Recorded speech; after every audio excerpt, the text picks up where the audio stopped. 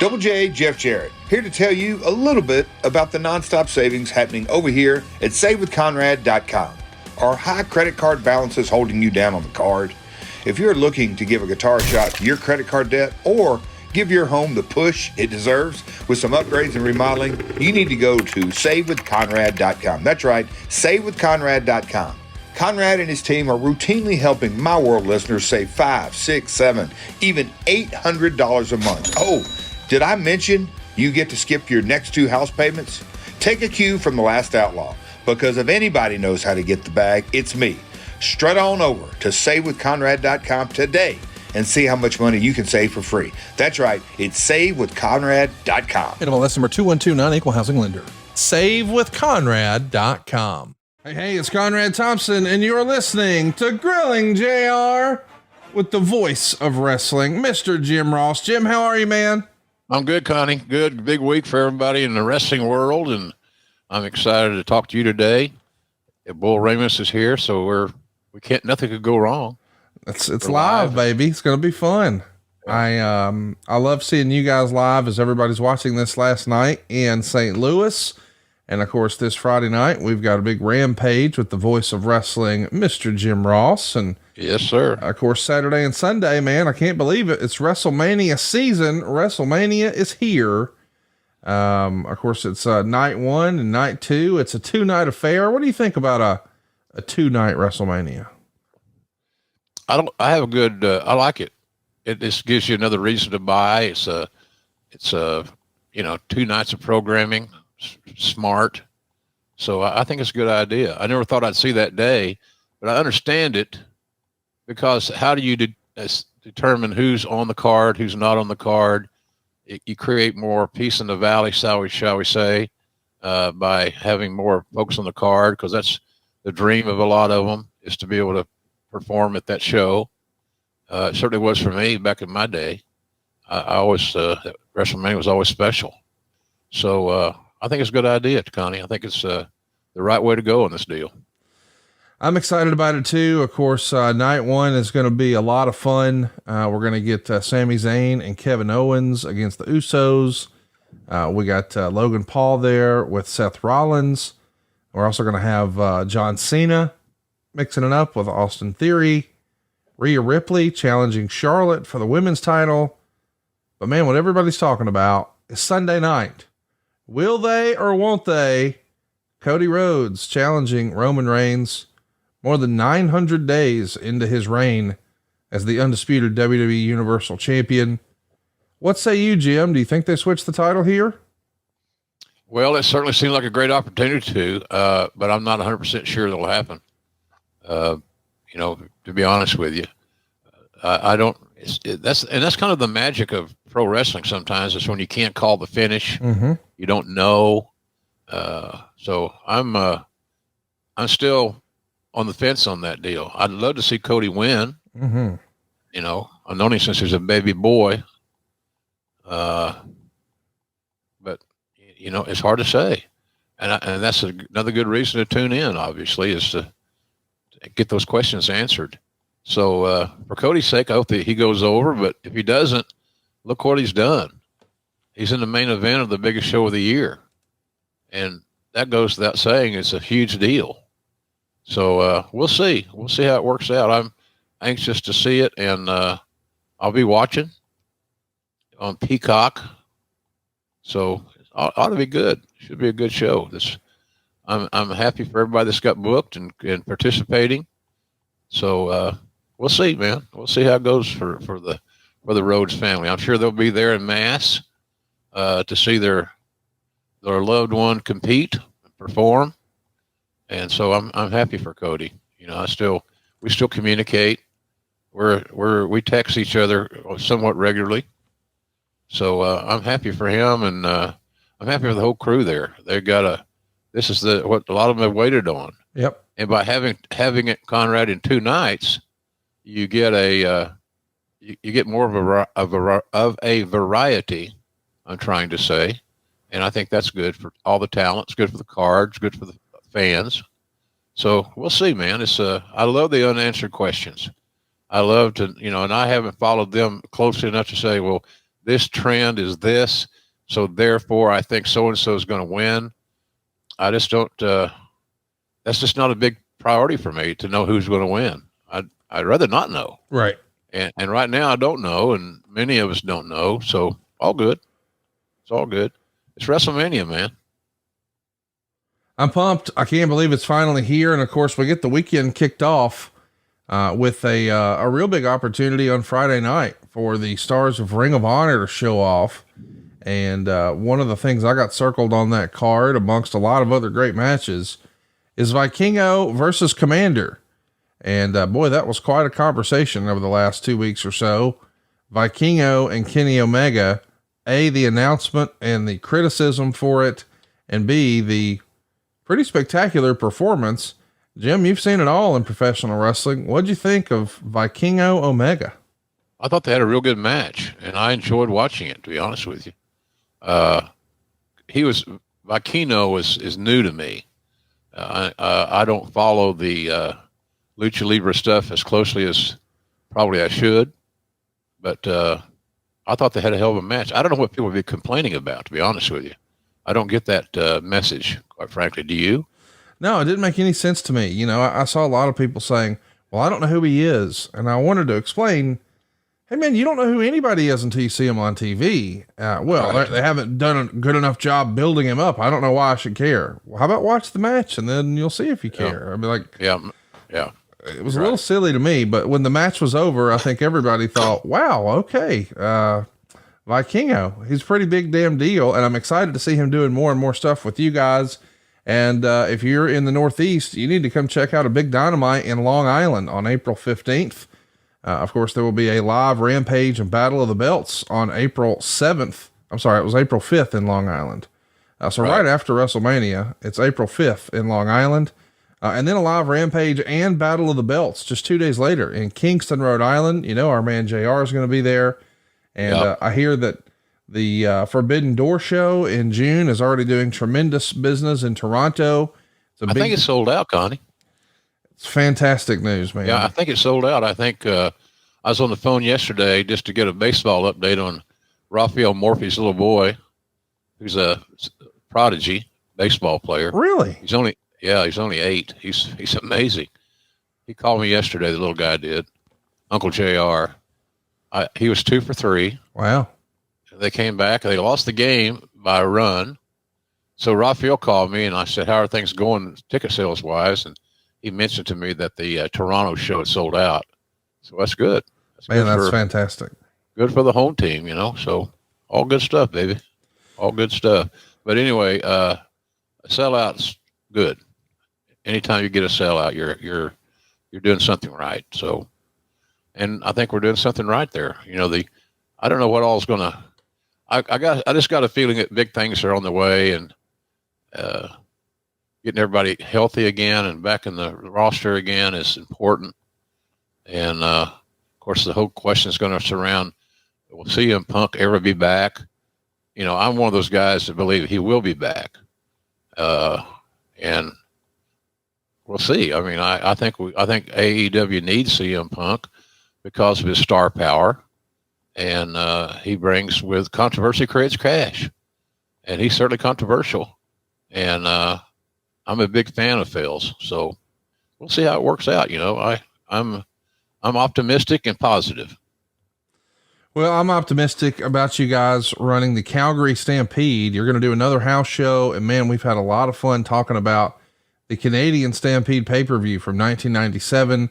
It's super cool that all these years later, AEW is coming back. It's happening July 15th. You can pick up your tickets and see Jim Ross and all the other stars of AEW at AEWTIX.com. That's AEWTIX.com to see Jim Ross live and on tour. How about that? Yeah, man. Should be fun. It'll be easier to get to Calgary, or as they say there, Calgary, than not. Certainly easier to get to than beautiful Winnipeg, which I didn't attend. 3 flights, swollen feet, swollen ankles. Not good for old JR, but I'm excited about the opportunities we're going to have to go to Canada and and their fans are always so good and responsive. And hell, they don't know when we're coming back. I don't know when we're coming back. So take advantage of it now. Now's when you want to go because you know it's booked, and here we are. So as Conrad said, AEWTIX.com is where you can get all your tickets, all your information, and hopefully you'll respond and buy those tickets and enjoy our show. Well, I know we all enjoyed your show last week. I was away. You had Paulie B join you. You guys talked about WrestleMania 14, and I saw a lot of great feedback about that.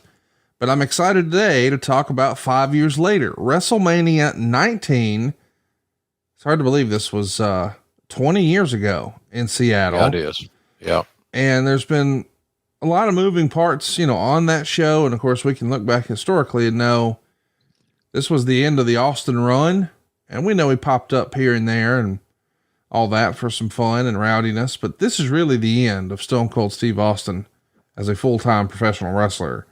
And it feels like a bit of a passing of the guard between, the old guard, if you would, of the Rock and Austin era. And now, hey, it's Kurt Angle and Brock Lesnar's time. A lot to unpack here. Let's just jump right into it. We're coming off of No Way Out, which we covered last month in the archives. But right out of the gate, it's reported that Paul Heyman was being removed from his position as lead writer of SmackDown. And that's a position he held since the prior summer. And this happens when you're just weeks away from the biggest event of the year. This had to be a pretty big time story behind the scenes. What do you remember of this? Well, I was a little surprised. I thought Paul did a really good job creatively on SmackDown. I was surprised that it happened. Like I said, I thought he did a good job, but sometimes Paul can be his own worst enemy because he's so headstrong in his beliefs, which is a great trait to have, obviously. But it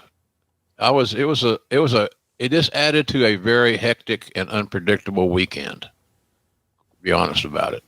So, but I think we're seeing now that the influence that Heyman has on creative is positive. Yes. And he's done a great job of crafting the head of the family and all that good stuff. So they've done a wonderful job in building Roman Reigns. Is it time for Roman Reigns to step aside and somebody else win like Cody? Then, who knows? We'll see. But it should be fun. But that whole weekend was crazy. There's a reason that Lesnar and Angle,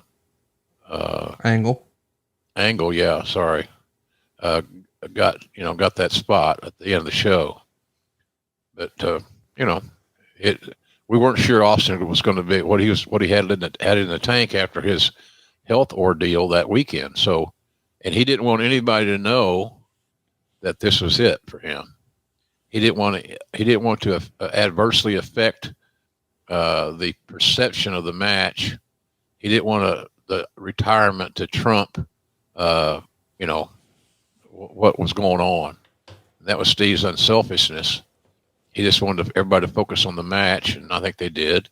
And it's funny too that it never leaked that I can recall to any significance, Conrad, that this was it for old Stone Cold. Well, let's talk about Heyman because it's written in the Torch that it wasn't necessarily one incident that led to his dismissal. Quote, Heyman has gotten increasingly less reliable when it came to making deadlines and returning phone calls in a timely fashion. And there were whispers that perhaps Kevin Dunn was the biggest adversary for Paul Heyman.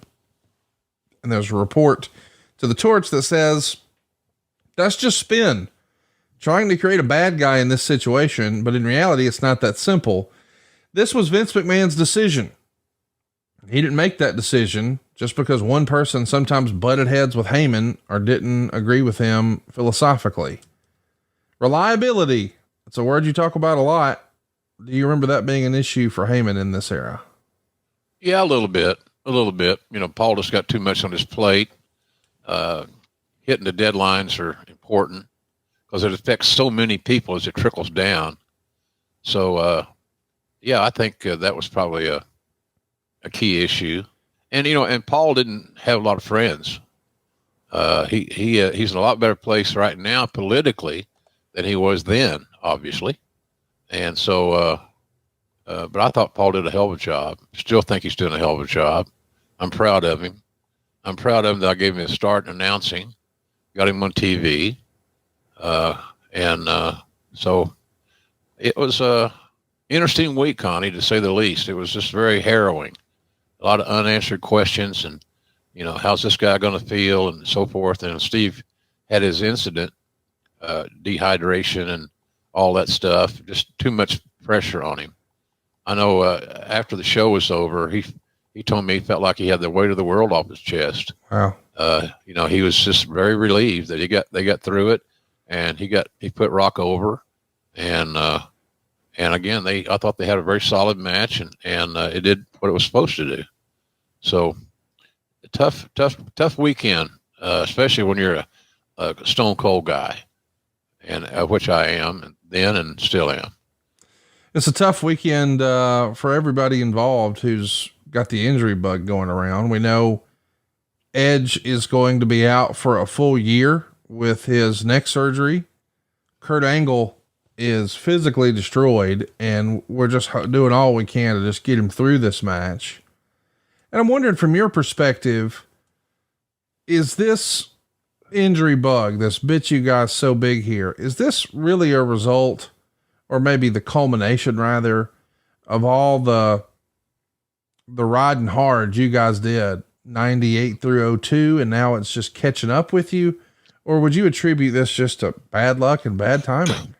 I think it's bad timing, bad luck. It's not a bad way of describing it.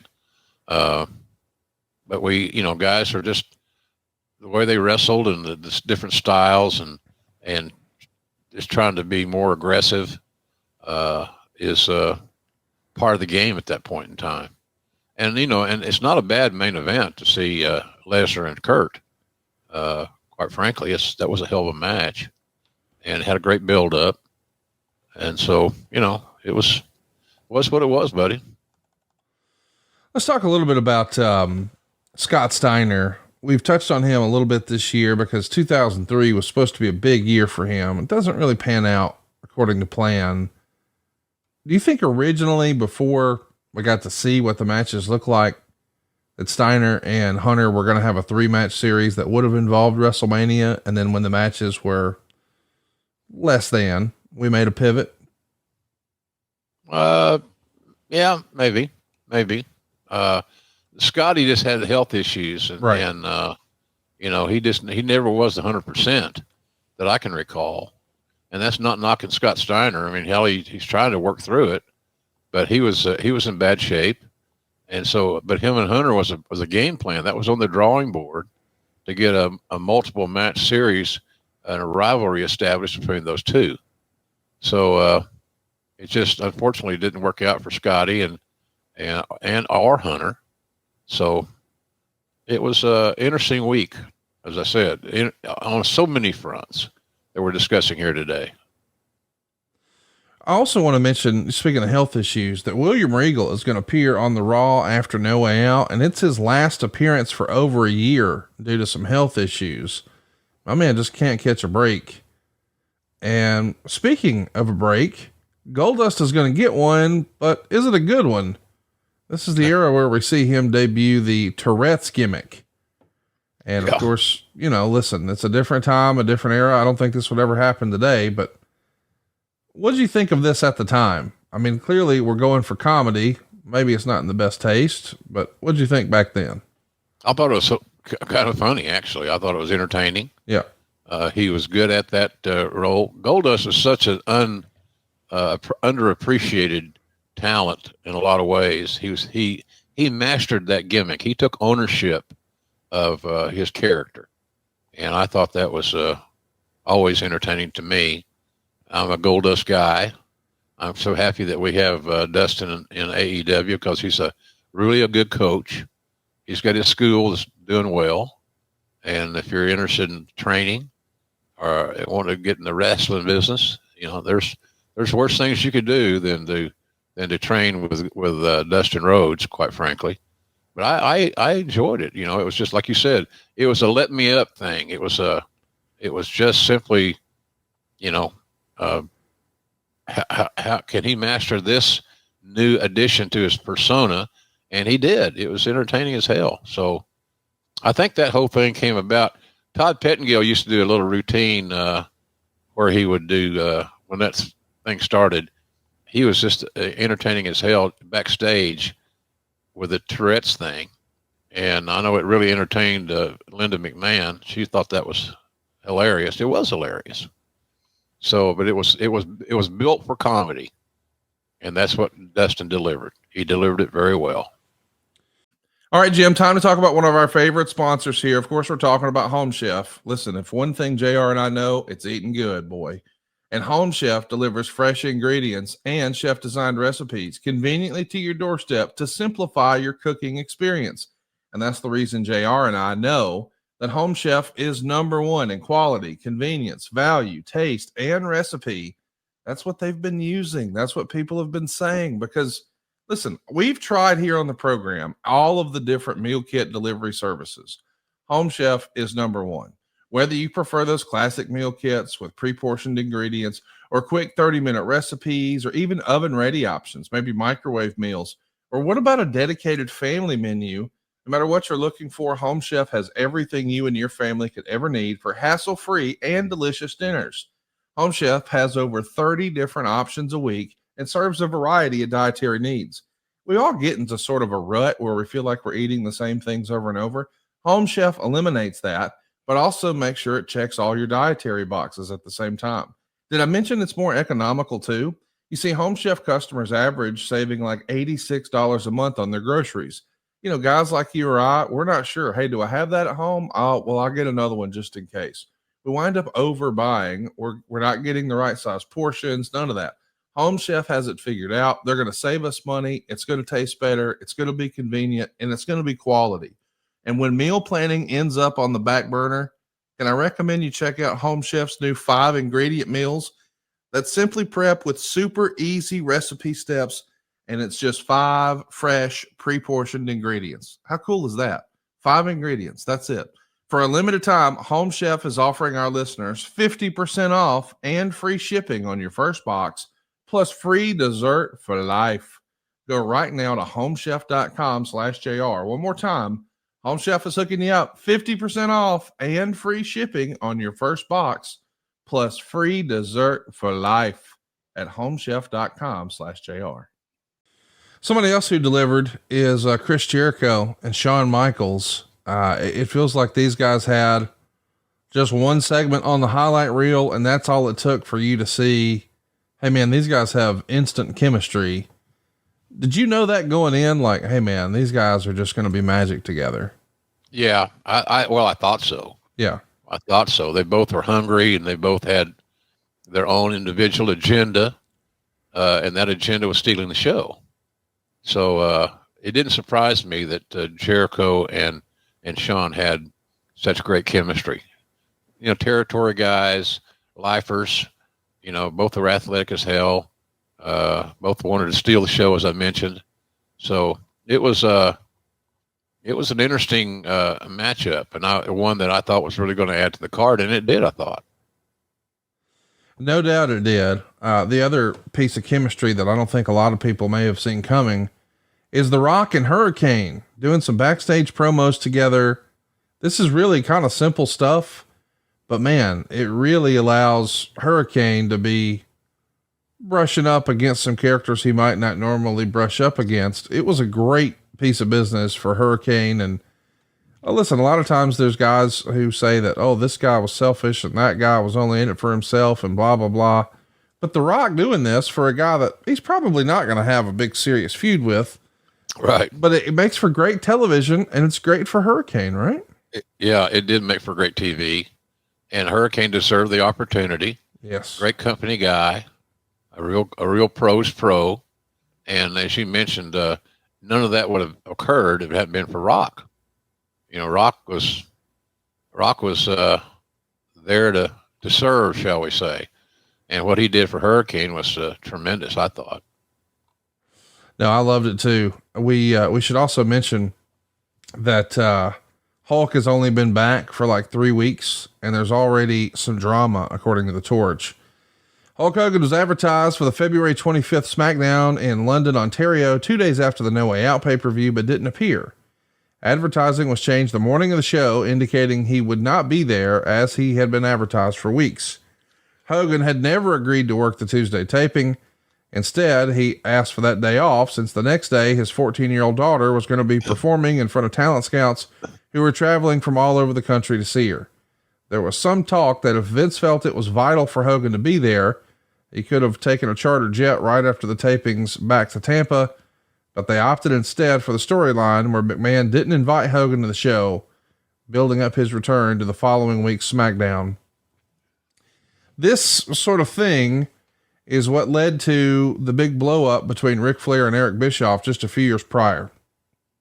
Rick, of course, wanted to go support Reed in his amateur wrestling bout, and Hogan here wants to support his daughter in her quest to be a professional singer, be a big time celebrity type singer, and is handled completely differently. Why? Bad communication, Connie. It wasn't communicated well, and Hogan got a lot of heat on him for that. I don't think it was all his fault. I can't blame a father for wanting to support his children. And he never committed to the date. So all of a sudden he becomes the bad guy, does Hogan, and probably undeserved, quite frankly. So, it was just one of those unfortunate situations that the folks that bought tickets thought they were going to see him, and he wasn't there. So, that's the way it works sometimes. It's just, communication is a key. And, apparently as a group, we didn't communicate extremely well. And, how do you not communicate well when you're dealing with Hogan? I mean, God dang, it's not like he's a unknown guy. You want him to be on your card. You want him to be a part of it. But it just didn't work out that way, and that's unfortunate. It really is unfortunate. Well, we talked a little bit earlier about the whole Hunter and Scott Steiner thing. And was it a pivot? It feels like a pivot because what we're going to do now is do a battle royal to decide who's going to get a world title shot against Hunter at WrestleMania. And it's going to come down to The Rock and Booker T. But what's interesting about this is Booker has really just been doing tag matches with Goldust. So it feels as if it is a pivot because Booker's the guy who throws The Rock out. I think a lot of people assumed, well, if it's for a world title shot at WrestleMania, The Rock's going to win. That's not what we get. Booker gets the opportunity. We couldn't call it. That makes it special. That makes it fun. And it also gives us a baby face to take on Hunter for the world title. I'm excited that Booker got the shot, although I have to admit, before we even talk about it, didn't really like the story or the build. Yeah. Well, it was quick. It was a turnaround, and it didn't have a long build. Right. And so you're counting on the battle royal to solve all those ills. I was happy for Hunter. I was happy for Booker. Yes. That he got an opportunity. He'd earned it. He was a talented and still is a talented guy. I enjoy his commentary. And he does a good job, really good job in that area. So, it was an interesting thing, but I'm glad that Hunter, I'm getting hung on Hunter, got the opportunity. And, like I said, Booker had earned that opportunity. Yes. I thought it worked out really well. So, and I didn't know how good the match would be with he and Hunter because they hadn't had it, but I thought it was a good decision booking wise that Booker got the deal. Cause like you said, I didn't ever expect Booker to eliminate Rock. Yeah. I didn't think anybody would eliminate Rock. It seemed like a layup, but, anyway, it was, I didn't have a problem with the booking whatsoever. I really didn't. I thought Booker deserved the opportunity and it was a big deal for him. So, and as I looked at all of our talent, if it was a big deal for our talent, it was a big deal for me because, I was their guy. And so, and I was always proud to be their guy. So it was interesting that, how it worked out, but I think at the end of the day, it worked out for the best. Let's talk about Rhino. He's going to be coming back off an injury. He's going to return to SmackDown to team up with Chris Benoit to take on Shannon Moore and Matt Hardy. Rhino had been one of the top guys over in ECW, their former world champion. And when the final curtain fell on ECW, I think he had both belts. Did you see in Rhino what Paul Heyman saw in Rhino? Did you see him as a potential top guy? And for whatever reason, probably not as lofty expectations that Paul did. Rhino's a hell of a good guy. Terry's he's solid, and you could rely on him. But I couldn't say I joined Paul's admiration society for Rhino because I didn't see it in him yet. But I enjoyed his work. But I didn't have the expectations of Rhino's success that Paul Heyman did. And that may have been my fault. I just thought we needed a little bit something else from him. And, but hey, he's another guy that deserved the break. He's another guy that came to work on time and he worked hard. He was a team player, and I'm glad he got the opportunity to do what he did. Quite frankly, it kind of put him on the map. Let's talk about Nathan Jones. He's going to come out here to save The Undertaker from an A-Train and Big Show beatdown. But unfortunately, he throws a kick, trips, and misses completely. This has been a pretty famous internet meme over the years. And Bruce has been pretty honest about saying, man, we didn't always do right by the old Undertaker at WrestleMania. And I'm sure as he's laying there with visions of King Kong Bundy and Giant Gonzalez dancing through his head thinking, really? The Nathan Jones thing looks like a hell of a star, has a great backstory, checks all the boxes. And then, as Bruce likes to say, the damn bell had to ring. Well, Bruce is right on that one. Yeah. Yeah. Bruce is right on that deal. Yeah. Nathan checked every box as far as the physical appearance, demeanor, his look, all those things, but he was so inexperienced.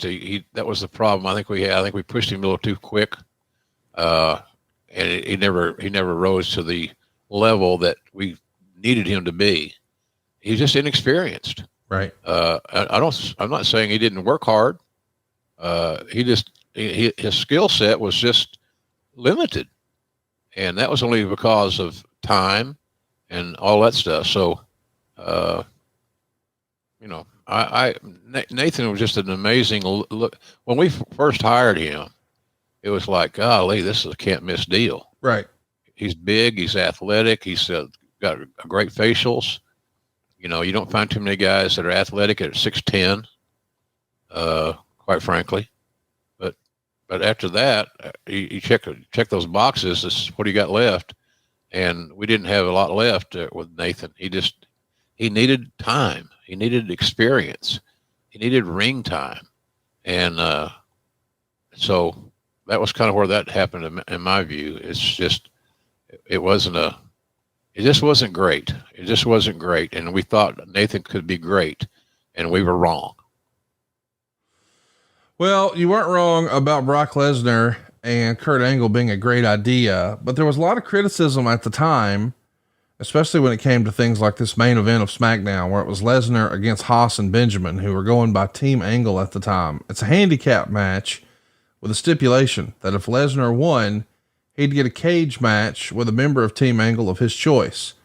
But instead of picking Kurt, he decides on Heyman.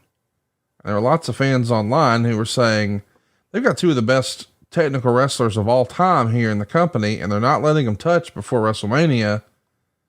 And now, with the benefit of hindsight, knowing just how banged up Kurt Angle was, it doesn't feel as if that was a creative decision as much as it was, hey, we just got to get the match in the ring. Kurt's in bad shape. They can't touch, right?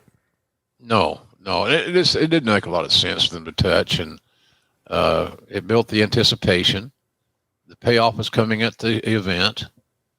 And as it worked out, because of Austin's health issues, not knowing exactly what we had in Steve, we knew the match with Steve and Rock was going to be great. It just couldn't not be.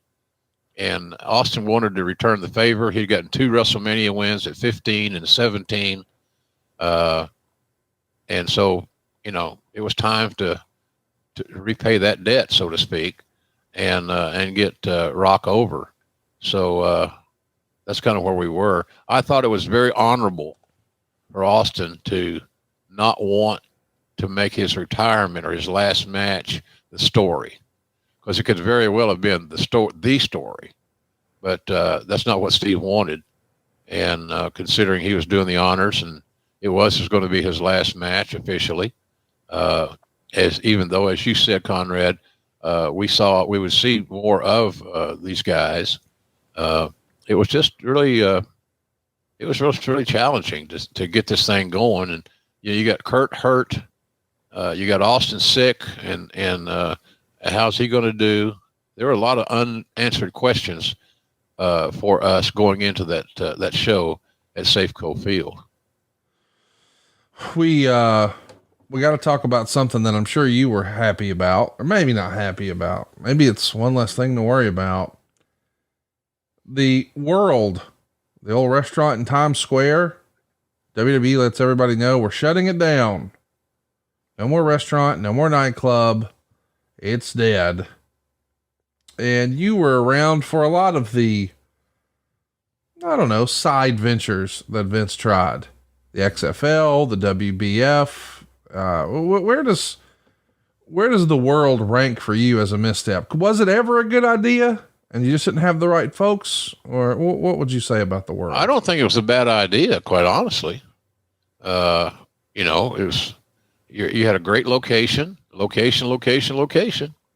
And we had that in Times Square. It was great. So I looked at it as a positive step when we first opened it. Right. I thought it made sense, to kind of have a little museum, restaurant. The location, as I mentioned over and over, is great. So I was hopeful that it would be a sustainable resource. And, we put our best foot forward. We had talent go there. We got live footage from there on more than one occasion. We tried to make it a special place so where if you were in New York City and you were a wrestling fan, that this would be a destination for you. That's what we were hoping. And so it just, at the end of the day, I think that was also the manager of that place got popped for embezzlement, right? Embezzlement. So there are a lot of roadblocks that we had to overcome. And unfortunately, at the end of the day, we couldn't overcome them all. We should mention that in total, it looks like a $26.7 million loss. A loss like that has to be reconciled somewhere. Do you remember that affecting the talent budget? No. Okay. No, the talents were not penalized for a bad business decision. Okay. They just weren't. And it didn't affect their pay or the available funds to pay them or whatever. Talent always, it's a great thing about Vince. He always, the talent always came first. So, it didn't affect anything in that regard. It just was for the bottom line of the company in general. It was devastating. We talked a little bit about Kurt Angle. Did you think that this could be a devastating deal? I mean, for him to be as injured as he was, there's a lot of reports in the newsletters at the time that they're pessimistic the match could even happen. We're just weeks away. And I'm curious, it's not like it's his fault. He's trying to gut it out and he wants to wrestle. He wants his opportunity to be in a WrestleMania main event, and Lord bless him, he deserves it. Yeah. But you've probably, as a talent roster manager, if you will, you've got to have a plan B. You've got to have a backup plan, right? Was there a backup plan? Not that I can remember. Yeah. We all believed that Kurt was going to gut it out and was going to get through this thing. He and Brock had good chemistry. They enjoyed each other. Two shooters, two big time amateurs. And so no, I thought that was we were hoping that Kurt could just get through the match, and he did. He did. You know, they did. I think is this the match where Lesnar did the shooting star press? That is, yeah. Yeah, and from about a mile away. Yep. So that was I might not have suggested that spot, but that wasn't my area of expertise. That was the agents and coaches, whatever you want to call them. That's their deal. But we all thought that Kurt could manipulate it if he didn't do crazy things or call crazy spots. So I was never afraid that match would not go on, and I was never afraid that match would not be great. I don't know if it was a great match. It was a good match, and it closed the show in a big way. So, and two guys, especially Lesnar, getting that bump up. Mm-hmm. So it was I thought good. I thought timing was good. I hated the fact that Austin and Rock did not get to close the show because I thought that was the match. And it is finish of a huge story. You know, you got a one-on-one main event at WrestleMania and WrestleMania 15 and then 17 in Houston. And then now this, I thought it was a good storytelling, quite frankly. But I just wish those guys could have closed the show. I thought they deserved to close the show, not that Kurt and Brock didn't. But, you know, you just expect when you got Austin and Rock on the card that they're going to be the main event. Yeah. And they would have been the main event if it had not been for Steve's illness and his hospitalization on the night before the show. All right, by now you know that JR started eating a little better, and it's important for him to have no sugar. Now, a lot of times that would mean that people are saying you can have no fun. But our friends at Magic Spoon know the difference. Magic Spoon makes high-protein, zero-sugar cereal and treats that have been reinvented from your childhood, so much you can actually taste the nostalgia. Now, you probably already knew that, but I've got brand new news for you. Now Magic Spoon has high-protein granola. And just like all of the Magic Spoon promises, it's packed with protein and it's oh so crunchy. You've heard me bragging about the treats for quite a while. I love them. They taste just like the ones that Mom used to make, except without all the sugar. They're crispy, they're crunchy, they're airy, and an easy way to get 12 grams of protein on the go. In fact, Double J keeps them in his glove box to keep him from eating junk food while he's running errands. They come in very familiar mouth-watering flavors. How about marshmallow? Yeah, you know the one. Even chocolate, peanut butter, and dark chocolate. Now, my favorite is double chocolate, and I double dog dare you to try it. You should also check out the new granola. It's a brand new granola that packs in 13 grams of protein and 0 added sugars, all thanks to our friends at Magic Spoon. And you know it, they come in great flavors: dark chocolate almond, honey almond, and even peanut butter. So what are you waiting for? Get $5 off your next order at magicspoon.com/JR or look for Magic Spoon on Amazon or in your nearest grocery store. That's magicspoon.com/JR for $5 off. We should also talk about this injury bug. It's not just affecting Kurt Angle. It's also going to affect Batista and Randy Orton.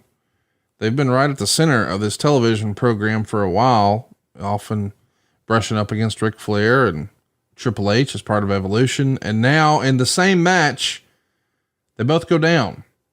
Batista is going to suffer a torn triceps muscle. It's going to keep him out of action for 4 months.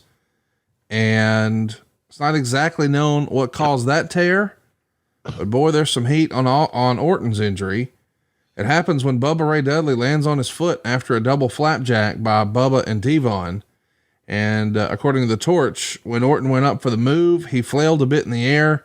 This caused his feet to get crossed. So when he landed, Bubba landed back first on top of his foot, and that broke his ankle and several bones in his feet and severely dislocated his big toe.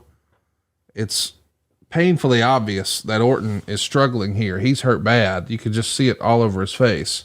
Yeah. And this is a story that's been told for years that Batista and Randy Orton blamed Bubba for this. Do you recall this? Did you have to deal with this in talent relations? It's hard to recall back this far, but I'm sure they were both disappointed in how it all worked out. Blaming Bubba might not have been the appropriate thing to do, but I can understand their angst. and their apprehensions. But I don't think you can blame Bubba on all that misery. But in any event, the talents did, and we got past it. I guess we got past it as best we could. But these injuries are just things you can't count on, man. Right. You can't predict them. It's hard to manage them. So I was a big fan of all those guys we just mentioned, Orton and Batista. Two guys I hired, signed, and put them in OVW way back in the day, along with some other top guys, Cena, Lesnar, Shelton, among others, that passed through OVW, which did a hell of a job for us. Al Snow was just a good coach, a good teacher, and so he's a talented guy. I'll say that. And he was talented there with those guys. He took care of them like they were his own, and they were his own. So always thankful that we had Al Snow on our team to help mentor these cats. We should also talk about King of the Ring. It's reported in the newsletters at the time that it's going to be dropped. And now we're going to go to brand exclusive pay-per-views outside of the big four, which of course would be the Royal Rumble, WrestleMania, SummerSlam, and Survivor Series. But the other shows are going to be brand exclusive. And that means bye-bye to King of the Ring. What'd you think of King of the Ring as a concept? Were you in favor of that? I know some people don't like quote unquote tournaments in wrestling. Yeah, I did. I like tournaments. They're real. It's an established process in sports. Final Four is a good example. This is the one out there in today's marketplace. March Madness is huge, and it's a tournament. I like tournaments. Personally, I just feel that they're very sport conscious. So, I don't know what to say about that. I like the King of the Ring. King of the Ring put Austin on the map, for example. Yeah. And that meant they put us on the map. So I like the King of the Ring concept, and I was surprised when it was dropped. Let's mention that the next Raw from Long Island starts the build for Booker T and Triple H. It's been talked about a lot over the years. A lot of people felt like there were some unnecessary racial overtones to the build. And a lot of us say this now with the benefit of hindsight. You were there watching at ringside. Did you feel that way at the time? A little bit. I think we took a road that we didn't need to take without saying it. I didn't like it in that respect. Didn't think it had a place, to be honest with you. So, but I know Hunter's not a racist. Right. He's a heel. And he was trying to get personal with the Booker T. And one of the avenues of that being personal was some quote unquote racial overtones. I just didn't think it was necessary. I don't believe that race or religion have any place in pro wrestling. I just don't. I don't think we need it. I don't think the world needs it. We didn't need to point out that Booker was a black man. Hunter wasn't. The fans can decide all that stuff that they choose. So I didn't like the innuendos of the racial aspect of it, quite frankly. Sure. So it made me uncomfortable a little bit. Maybe that's what it's supposed to do. Do you remember there being any backlash amongst the talent roster? Was this a topic of discussion backstage at all at the time? No, I think guys were basically happy for Booker that he was finally getting an opportunity to play in the last match on a major show, and Booker had a lot of respect from the talents. He had paid dues and had paid them often. So I think most people were probably supportive of Booker's opportunity that he had earned and deserved, and I agree with that. I was happy for Booker because he got his flowers, shall we say, what the kids say today. He got his flowers by being booked in the match. And I was happy for him. I really was. Well, the build for Austin and Rock starts on this same show where Austin is going to dispatch 3-minute warning in a segment, and Rock is standing behind him once he was finished. At this point, did you know this was going to be Austin's swan song, or is that not apparent until we get closer to the actual show? Well, I think it was more apparent as far as my dialogue with Steve. He was just more concerned about it not getting out. Right. And he didn't want it to have an adverse effect on the card or the perception of the card or what have you. And so, like I said, I admire Steve for keeping that under wraps. And, and we all kept it under wraps, when he went in the hospital, the only two people there were with Steve were Vince and me.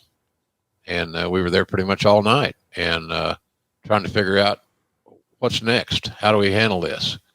And so you handle it the best you can. Steve wanted to be kept a secret, and that's what we did. And I admire his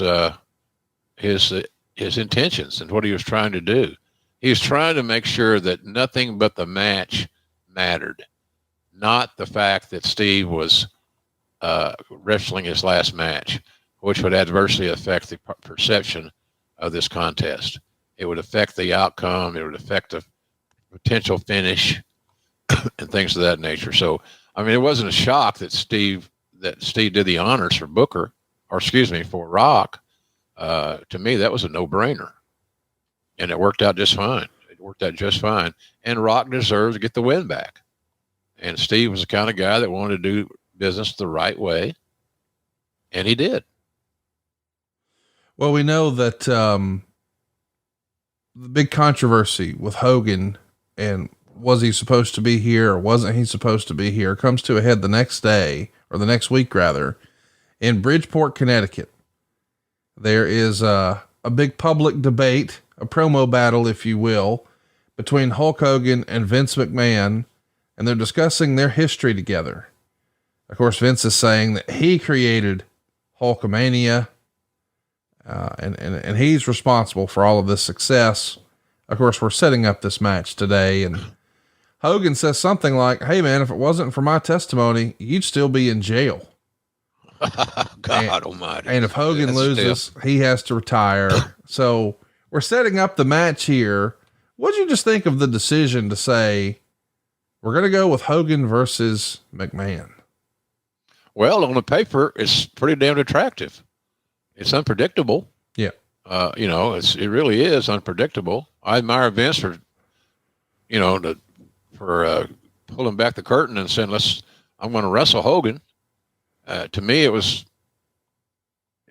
made sense, considering the heat that they had and the animosity that they had built up over the years and have been manipulated, because that angle has stayed in place for a long time.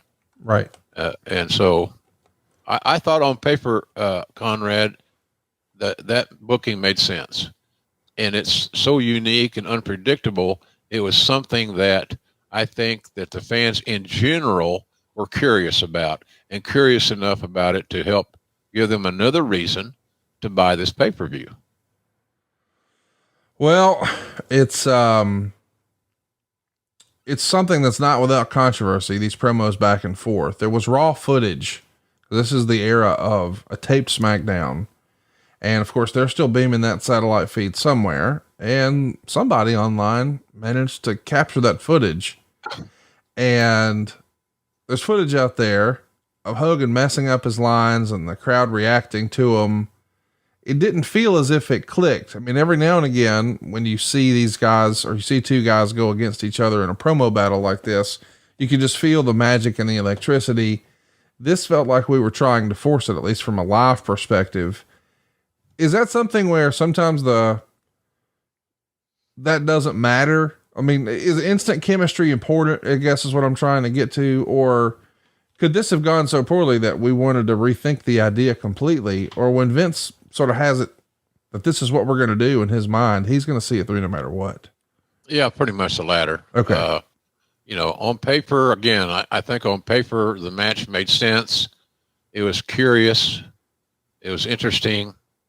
hard to ascertain if Vince is going to screw Hogan and win, or Hogan is going to get his Vince is going to get his comeuppance at the hands of Hulk Hogan. Again, it was just such an unpredictable environment to visit that I thought it would be curious enough to help sell pay-per-views, and I think it did, quite frankly. Let's also mention that this show, which is going to be a super loaded show, is going to have Austin hitting a 4.5 rating for the company. This is an era where ratings are starting to dip, and just the announcement of Austin and his appearance gets a 4.5. But the week after, it does fall to a 4.0. There has long been a discussion of the quote unquote lapsed fan, a fan who used to tune in every single week religiously, and then slowly but surely they watched less and less. When you see it jump up to a 4.5 and then come back down to a 4.0, is it disheartening in the office, or is it something where it's just another day, man? Just do your best, and it is what it is. Pretty much the latter. Yeah. Again. It just made sense. Like I said, I was for that booking. I think it was curious, as I said. People that were interested in it. How's it going to be pulled off? What can these two battle-scarred veterans, speaking of Hogan and Vince, what can they do? What will they produce in this environment? Because you got to understand, they're neither one are Briscoe and Funk. They had to have a gimmick match, a special attraction type match. And I thought they did, and I thought they pulled it off. I really enjoyed this. Even the show that's a 4.0, this is where Hurricane gets the win over The Rock, thanks to a little interference from Stone Cold. This was a fun show, but I could see how maybe from an advertising standpoint, it's not as marquee. But you're telling a story, and it was a great story. I really enjoyed it. Somebody who maybe wasn't enjoying this era as much, The Undertaker. There's even a workout shown on TV of The Undertaker trying to teach Nathan Jones in the ring, quote unquote, before the show starts. The idea that you peel back the curtain, and this is the Undertaker era where we're the American badass. So we don't have that, black coat and hat mystique, but still you're showing him sort of work out with fans in the crowd before the show starts, trying to work through some things and practice some things. Is this pulling back the curtain a little too much, or is this more like Rocky? Pardon me. Yeah, I think so. That could have been done earlier in the day. Yeah. Look at the people in the crowd. You didn't need that. It's a little confusing. Yeah, I didn't need that. That was just Taker trying to protect his ass. Right. I don't blame him. I mean, look at Nathan's a huge man. Yes. And you got to be careful on how you manage. Look at the size of this dude. So him and Undertaker looking eye to eye. So that puts them both around close to that 7 foot mark. And Nathan was so distraught as far as the stress was concerned. He was not ready. He was not ready mentally and physically ready to go out there and have a main event level match with Taker. So, it was just, that was a tough booking. Again, it looked great on paper. They make a great poster, 8x10, blah, blah, blah. But Nathan was just not ready. And that's not indicting Nathan Jones. It's just the fact that, he got fast tracked and he didn't get enough training. He didn't have a regimented workouts that where he could work with somebody that was skilled and talented. I mean, we're still going through how to do a flat back bump. Right. Just basic stuff. And so, but again, on paper, it looked great, but in reality, not so great. All right, boys, excited to talk to you about one of our day one sponsors, and one that I know JR and I personally believe in a whole lot, and you will too. We're talking Blue Chew. Now, listen, I don't know if you've heard the news, but Blue Chew has upped their game. I'm talking about Blue Chew Max. It's arrived and it now combines the active ingredients of both Viagra and Cialis into one chewable. This is like a hot tag for your wiener. These guys are the tag team specialists. This is a combo that acts fast and it lasts.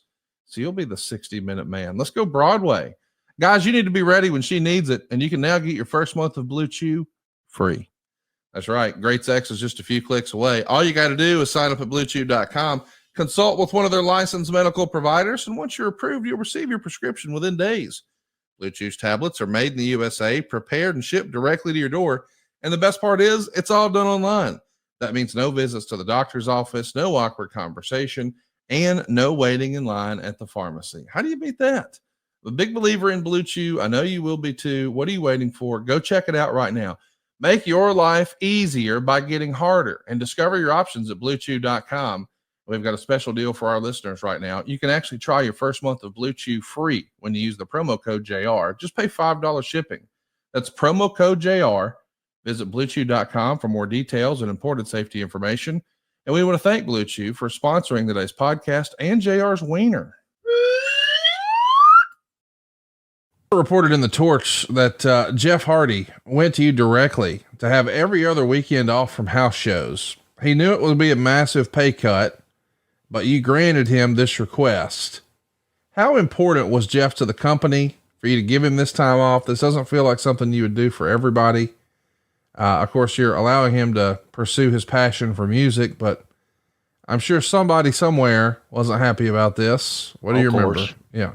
Well, everybody wants another weekend off. You know, I just thought it was good for Jeff. You know, Jeff was kind of a fragile guy, and he made ridiculous errors.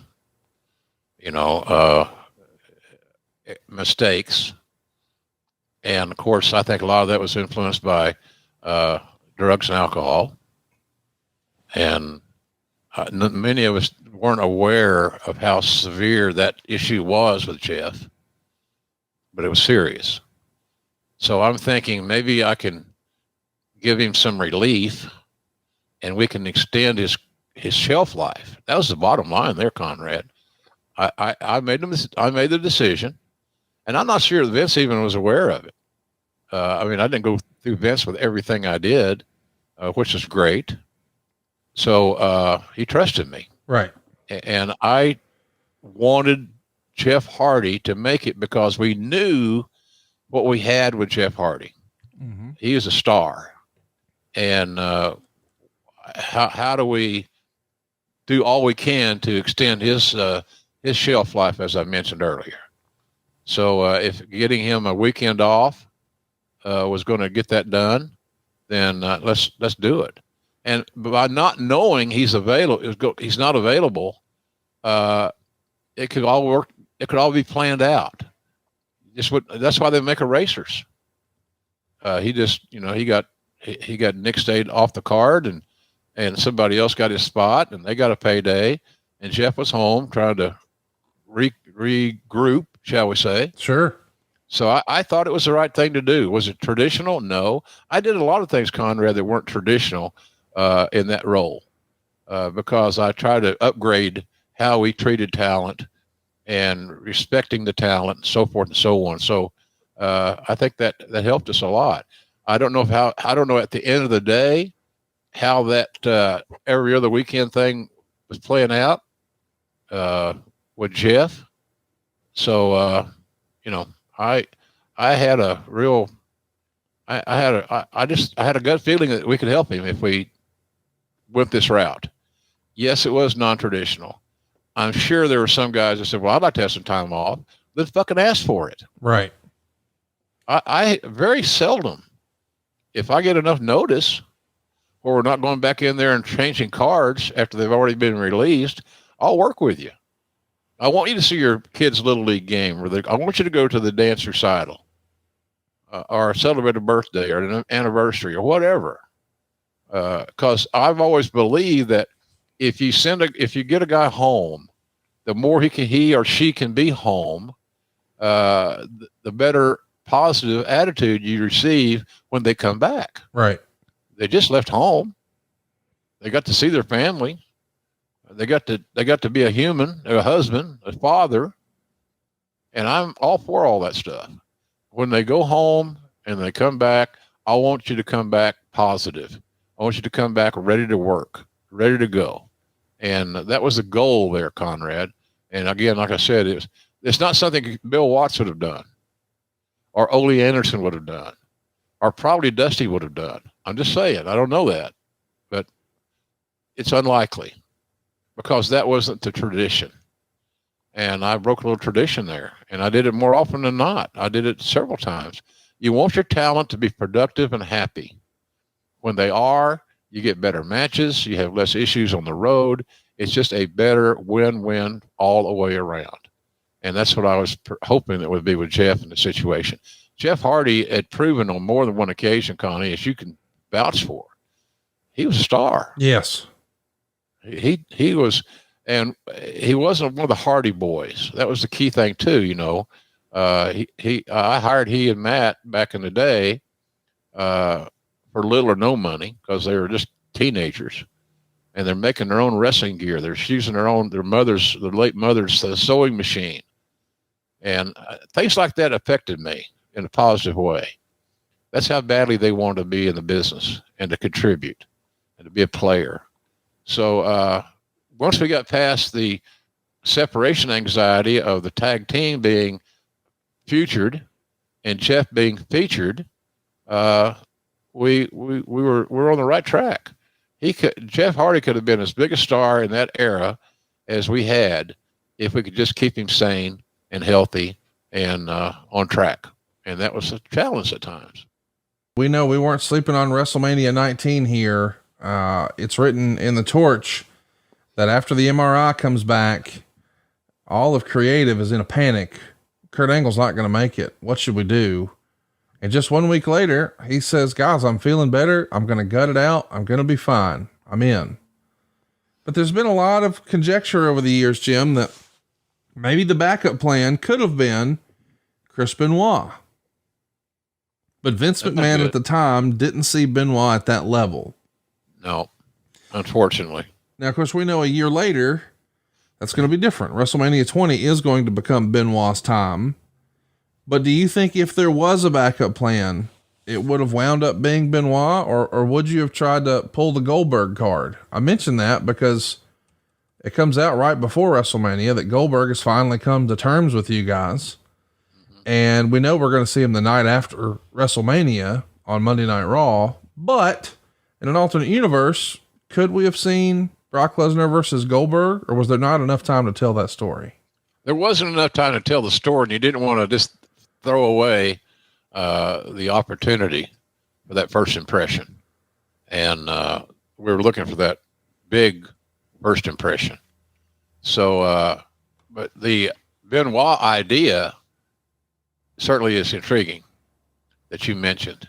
Again, we talk in hushed tones sometimes about Benoit simply because of how he ended his life and his family's life. And there's nothing can be said to justify that. Oh, he had CTE.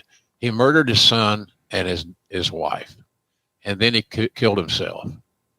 And it was horrific to say that to manage a team through that situation, for example. So I'm a big believer, Connie, that if Kurt could do it, he was going to do it. It was important to him. He won, as he says many times, he won the gold medal in the Olympics with a broken friggin' neck. Right. So he said he understands how to process pain and to get through something like he did the Olympics. So we were hoping that same mindset would be in place here. And, that's the difference in when you recruit legitimate athletes and not bodybuilders. These legitimate athletes understand how to manage pain and how to deal with it. And so we had every confidence in the world that when Kurt said he was ready to go, that he could pull it off. At least that was our hope. Maybe it was wishful thinking. Right. maybe that's what it was. I don't know, but I never had a moment of too many moments of worry that Kurt was not going to be able to pull it off and fulfill his assignment. And I think also when Kurt and Lesnar found out they were going on last, I think that motivated both guys. That's a big deal. To close the show at WrestleMania is a big deal. Yes, it is. So we just thought he could pull it off, and he did. He did, and I thought they were a little bit too ambitious at times, and some of the things they tried. I don't think they need to leave their feet as often, take as many risks, but they did, and luckily they came through it. Well, it all comes to a head right before WrestleMania. Of course, this is the most stressful time of the year. This company becomes a pressure cooker right before WrestleMania because everybody is wanting to do their best and be at their best. And there's a lot of pressure, and it boils over backstage where there's even a confrontation, as crazy as this sounds, between Brian Growitz and Paul Heyman. What do you remember about Brian and Paul getting into a dust up, if you will? Cause they both get suspended. I forgot about that. Isn't that crazy? Interesting. Yeah. Yeah. Well, they're both are brilliant guys, and they both are very headstrong about their own philosophical beliefs as it relates to this genre. But I have great respect for both guys. You know, Brian's got a great book out that I encourage people to check out. Paul is just Paul. Right. And sometimes, and I told Paul, hey, look, you would not believe how many one-on-ones I have had in my career with Paul Heyman. He was challenging at times. And then I'd find out the story, and I'd go and I'd get him in front of me, and I say, what are you thinking? How do you expect to get to the end of your journey with this kind of interaction with the staff? It's just not going to happen, Paul. And you gotta chill a little bit. But Paul has a very small chill ratio. He didn't chill often. Right. And he believed in what he was preaching. He believed in his philosophy. And more often than not, he was right. I mean, I don't know today how much Paul Heyman, how much creative freedom he has with Roman Reigns and his crew. I don't know. I don't talk to any of them. But I would suggest, based on what I see and what I hear, promo-wise, that Paul has significant influence in that story, which proves again that he's very, very bright. He's I enjoy his what's he call himself? The wise man? The wise man, yeah. I think that's funny as hell. He is a wise man. I'm not knocking that, but it's just interesting, creative. I love it. Yeah. The wise man. I think it fits. So I don't remember all the details about Brian and Paul. Knowing the personalities of both, I would say of the two guys' interaction, that Paul probably, and I wasn't there, that Paul was the loudest. Paul was the most verbally assertive, and sometimes that could come off really, really negative, because Brian's not a confrontational guy at all. So, and he and Paul had, they just had personality conflict on whatever those issues were. I had no idea what they were, but something creatively that Paul felt very strongly about, and Brian did not. So there's where you come. So somewhere along the way, the old rubber got to meet the road, and who's winning this argument? And unfortunately, it becomes like a competition. And I don't think that's good for business whatsoever. Hey guys, did you know the average testosterone level in men in the United States has dropped by 1% every year since 1999? That means today's man has significantly less testosterone than previous generations. And it's not just age. Everyday exposure to chemicals in our food and our grooming products, and even the environment, is accelerating this decline. Now, you can't always avoid these factors, but you can take action to protect your health and performance. And really, that's where Test X9 comes in. By the way, this message is brought to you by my pal, Nick Aldis. That's right. He is the WWE SmackDown general manager and the former world champion. And Test X9 is clinically supported. It's an all-natural testosterone support formula built to help you fight back and perform at your peak. Test X9 combines 9 powerful, clinically studied ingredients shown to naturally stimulate testosterone production while blocking excess estrogen conversion. You'll find no fluff, no gimmicks, just real ingredients backed by science, with independent studies for each one available directly on the product page so you can verify the results for yourself. Who does that? But Test X9 goes beyond just testosterone. With magnesium activation technology, it's designed to help improve strength, energy, recovery, and even sleep, giving you more power, sharper focus, and the resilience to take on whatever life throws your way. Nick Aldis knows what it takes to both succeed physically and mentally at the highest level, and Test X9 was built with that same mindset. Whether you're training hard, chasing goals, or just want to feel like your best self again, Test X9 is the edge you've been looking for. Head right now to legacysupps.com. That's legacysupps.com and use the code JR to get 10% off your order. That's code JR for 10% off. Stop the decline with Test X9. We got to talk about the other confrontation that happened on the same doggone day, certainly more famous or maybe infamous. Ric Flair attacks Eric Bischoff backstage. What the hell? And this has been discussed a lot over the years. Bischoff has said that Rick was hooting and hollering at him when he was on the phone and raising his voice, and then started throwing quote unquote working punches.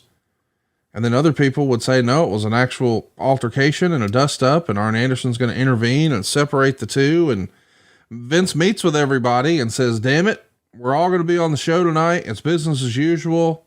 You can't do this in the building, sort of thing. And there's speculation in the torch that perhaps some of this is boiling over because Rick takes a look around and he sees, wait a minute, Hulk Hogan's got a big time match against Vince McMahon at WrestleMania, and I'm quote unquote just Hunter's manager. This is Bischoff's fault that I'm viewed this way because of what he did to me in WCW. Wow. And of course, I think Rick wrote in his book that he had Reed, who was going through the ranks and as an adolescent and struggling at times with how to overcome some of the adversity of being a kid with a high profile dad in athletics. And he felt like, hey man, if I want my son to stand up for himself, I got to do the same. Eric Bischoff's had an ass whooping coming for a long time. You're running talent relations. This falls under your purview. These are talent. What do you remember of this? Or you got to put the fire out. Yeah. If not, you may still smolder. It may never go away. I don't know how their relationship is today whatsoever. Don't know. You know better than I, because you work with Eric every week on his outstanding podcast. And, hey, by the way, you and Eric and I are going to be we're going to make an appearance together. We are indeed. We're going to be hanging out with our friends in Maryland. Of course, our old pal Dan McDivitt's going to be putting us together. It's going to be a big time, man. Love Baltimore and think the world of Dan McDivitt and Maryland Championship Wrestling. It's going to be fun. And Jimmy Seafood. Come on now. We'll be there. We got standing reservations. So we do. And I'm sure glad we do. Eric, well, I mean, look, they're both proud guys. They both have made major contributions to the business. They've both got a right to speak their mind. You try to let them get it all out. Don't hold anything back. Let's get everything out on the table so that we can attempt to not only identify this problem, which is easily done, but to solve this problem. You know, I remember Jimmy Johnson, the football coach, back in the day saying that if I can't solve your problem, the only option I have left is to eliminate it. And I tell those guys, if Vince can't rely on you and you're going to have another dust up, there's going to be an issue. It's going to cause drama. Then somewhere along the way, he's going to say, screw this. Right. I'm not going to deal with it. And that, because we all know him very well. That's what he's going to do. Too much, too many roadblocks, too many hurdles, too many stories. Well, they got after it again or whatever. Those guys had to realize, and I'm sure that they did, that Vince is being pronoun boy, is only going to deal with this shit for so long. At that point, we're done. Right. And I am rendered helpless. I can't help you. And look, to have two talents, with the name identity and the skills and the ability to play a role in this fictional television show, why would I not want that? Right. They're just two more great players that you put in the game for your team. So that's kind of where I stood on that deal. It was hard. It was hard to make some sense out of this damn thing. But I'm glad that we did. And but I remember that altercation. What I remember most vividly about it was Arn intervening.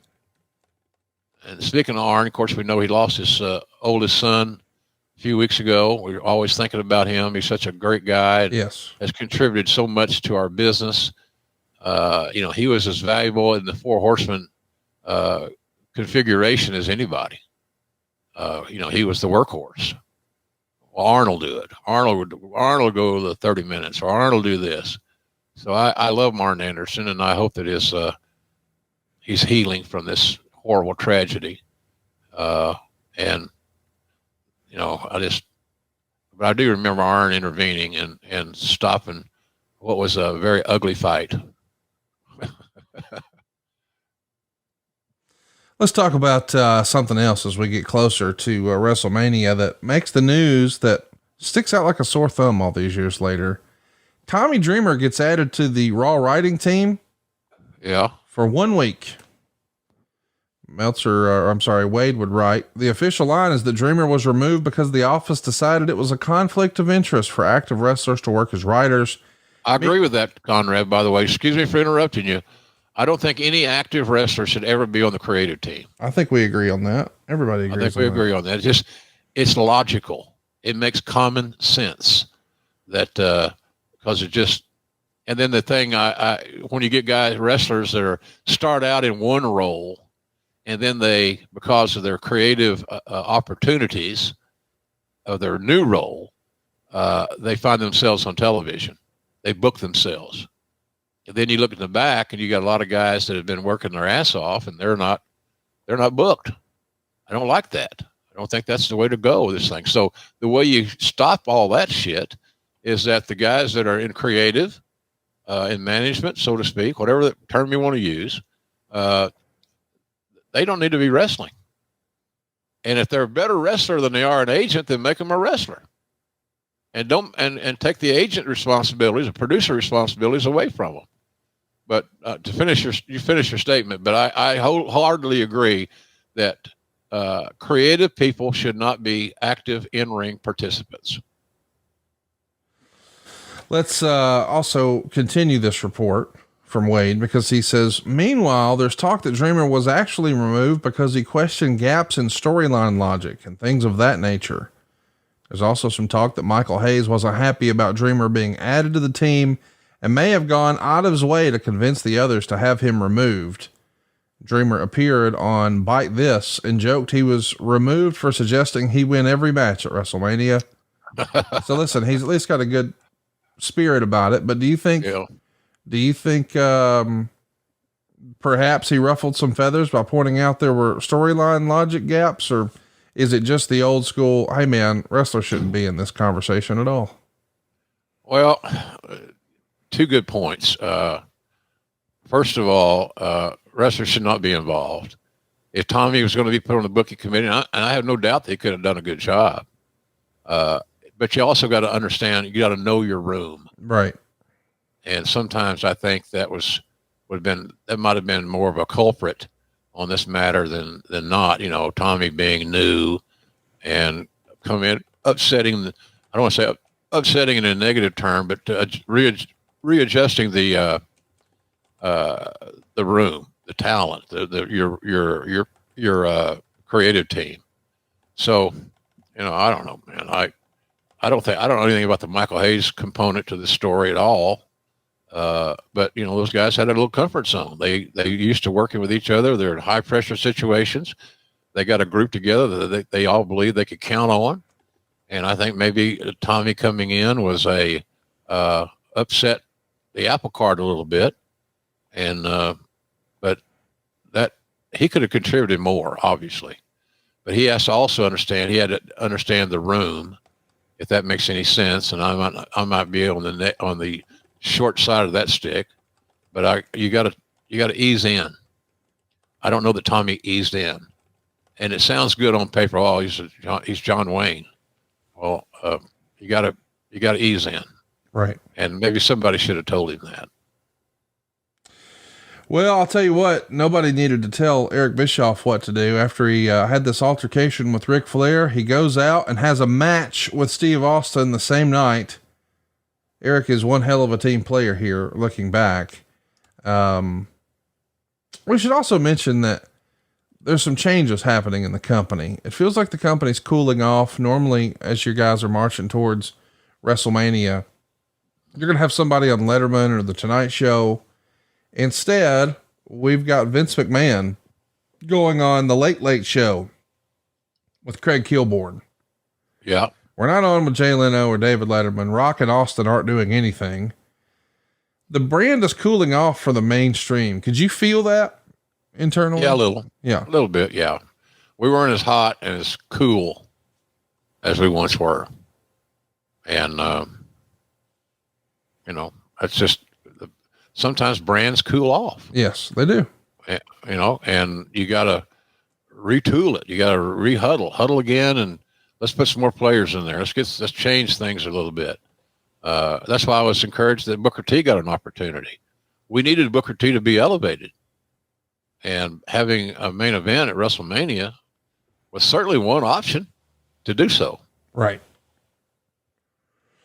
Well, we know that, it's not only cooling off from a mainstream perspective when it comes to, late night shows and the whatnot, but ratings are down too. The Go Home Raw before this big WrestleMania does a 3.44, and this is the lowest since the NFL was head to head for Monday Night Football.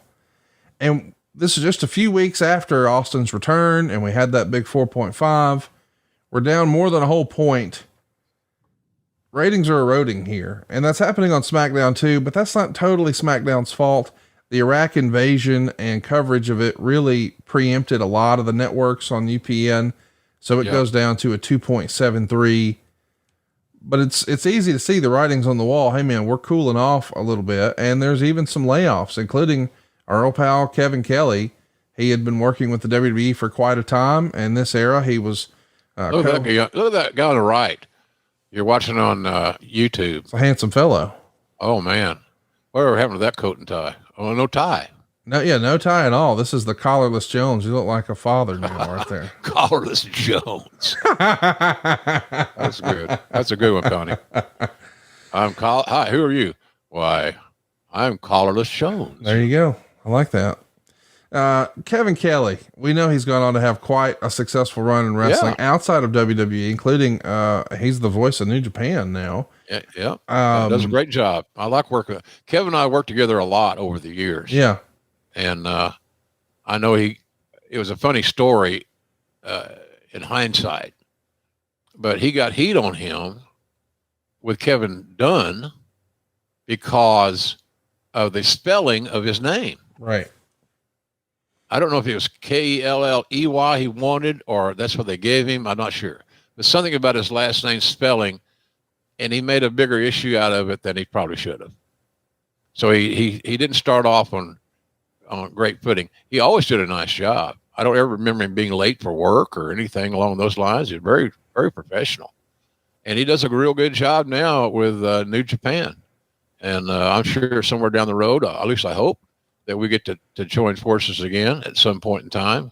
Time will tell. But Kevin Kelly is a very good pro wrestling announcer. And so I'm happy that he's found his home in New Japan. He's made it his home. Yes. And he's done a great job of helping build that brand, quite frankly. Let's talk about the the next SmackDown angle. It's going to be Hogan and Vince with Mean Gene emceeing like the old days. And it ends with McMahon laying out Hogan with several chair shots, and Hogan gets a ton of color here. And Hogan is actually going to, be forced to sign this contract to wrestle Vince using his own blood. Is that a little too far? Yeah, a little bit. It's a little dramatic. I thought maybe a little dramatic. It sounds good in a creative meeting, but there you go. That's it right there. It's a good visual. Yeah, I get that. But was it absolutely necessary? Probably not. Right. But it was a good, because it just basically told you that this match is going to be unique and it's going to be bloody. Simple as that. If that raises your curiosity level enough to motivate you to buy this pay-per-view, then we did good. And I think that's kind of the story there, because you knew it was going to be a bloodbath. Well, we're getting ready for WrestleMania. So in our go home episode of Monday Night Raw, we've got Austin stunning both Test and Storm. Bischoff is going to come out and say he's got a court order that bans Austin from the arena. Austin gets arrested. So The Rock comes out and sings Jailhouse Rock to him. And with Austin gone later in the show, the Rock concert is set up. Austin's truck is going to hit the ring, and he's going to be followed by an ambulance into the building. And it's a swervy setup, because see, Hurricane is going to come out as the driver, and Rock is going to make fun of him, calling him the Hamburglar, and have him arrested. And as the police are taking Hurricane out, Austin comes from under a sheet in the bed of the truck and hits the ring. Austin's gone, or Rock is gone rather. So Austin's going to stomp that guitar, as you see right there, if you're watching with us on YouTube. But listen, we like the big trucks. We like the Rock concerts.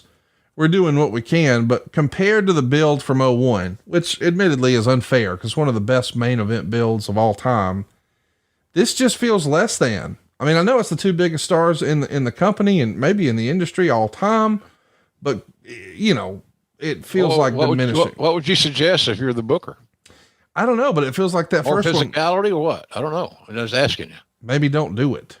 Like, I feel like if we've seen it before, it's like, You talking about the match itself? I'm talking about, the match itself. Like, I understand the need for a trilogy and all that, but I'm saying the build in 01 was so big, it doesn't feel like you could ever get there again. Maybe not. Yeah. Maybe not. Maybe, but I still wholeheartely agree that the match had to happen. Yeah. I mean, if it's what Austin wants, I'm for it. Yeah. It had to happen. So,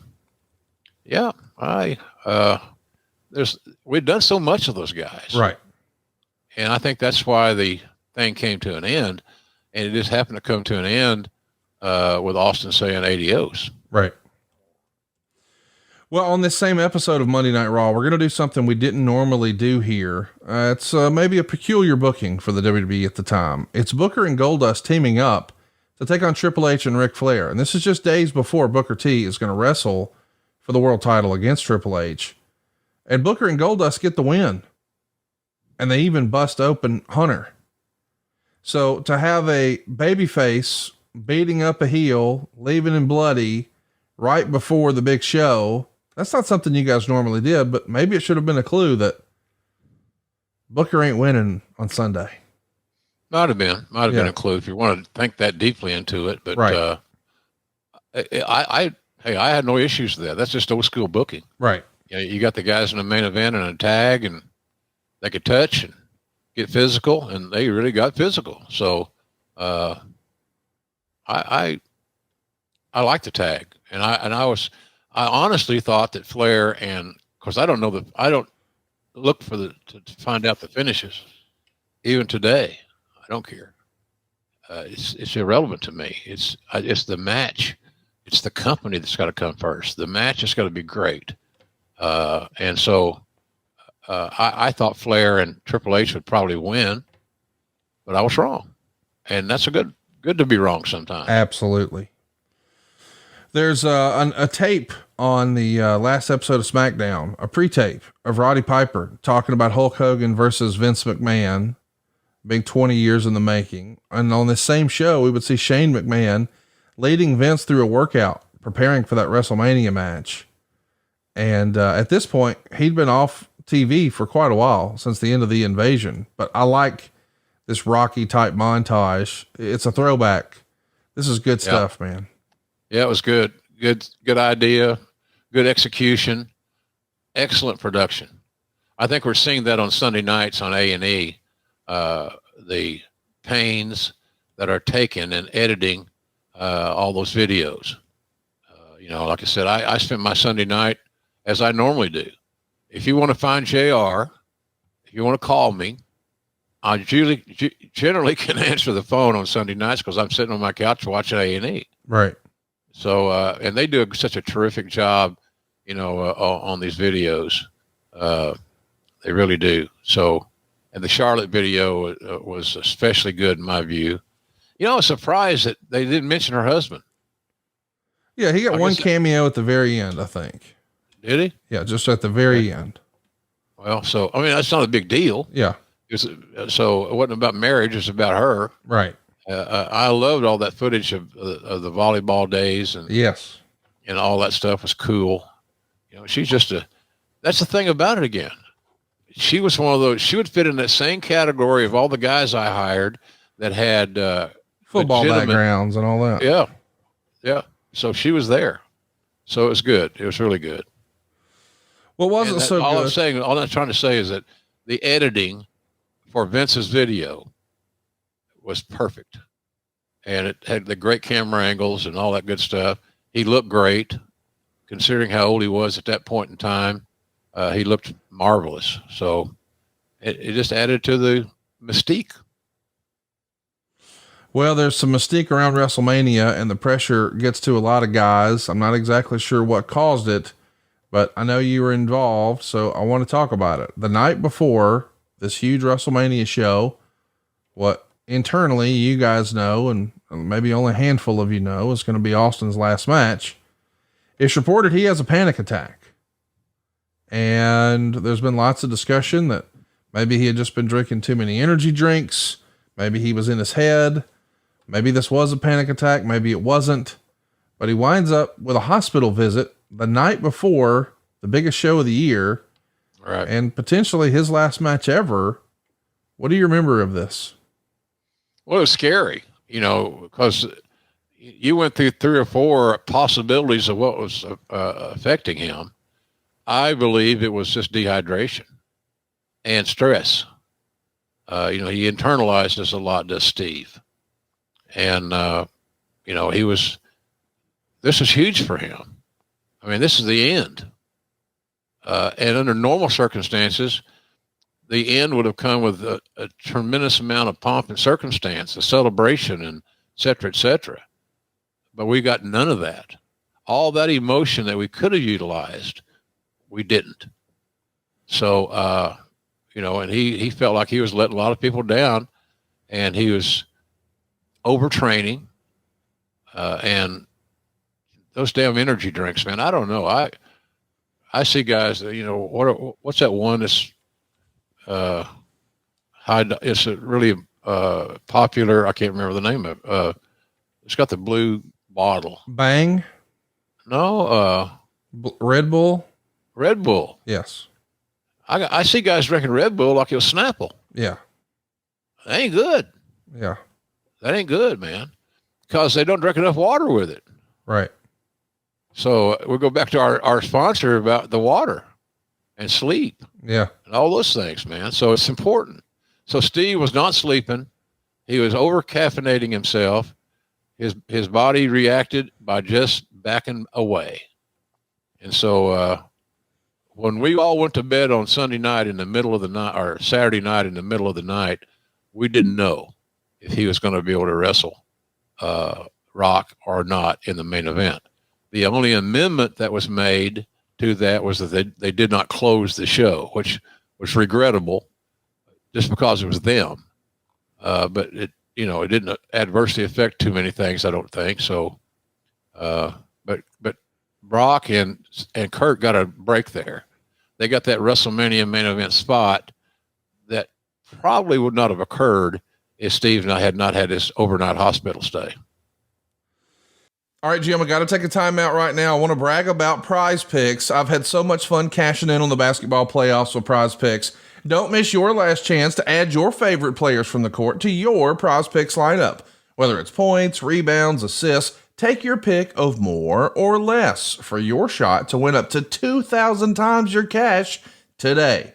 Turn your playoff hot takes into tickets to basketball's championship series.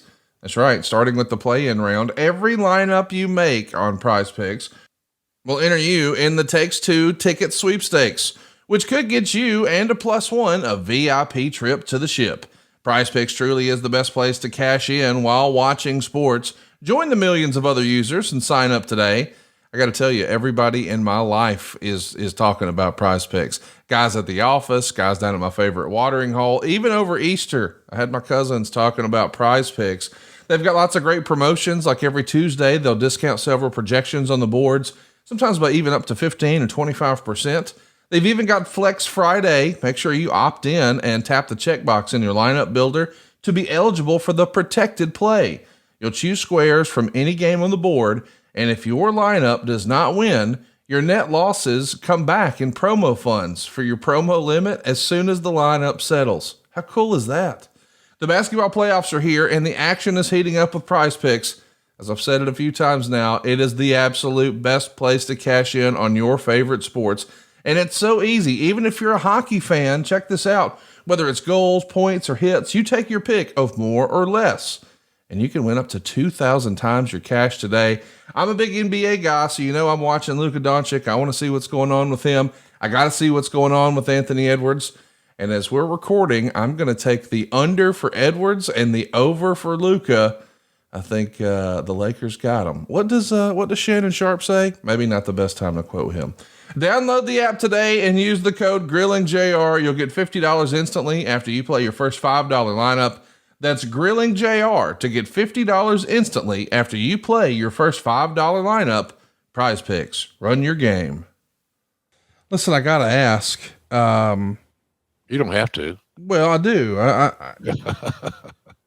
Are you saying that prior to Steve's hospital stint, that was going on last? But yeah, okay, of course. Yeah, I mean, even I could book that. Yeah, yeah, it would have gone on last, Connie, as it should have, to end the trilogy. Yes, all that good stuff. It would have gone on last under normal circumstances. And that's not an indictment against it.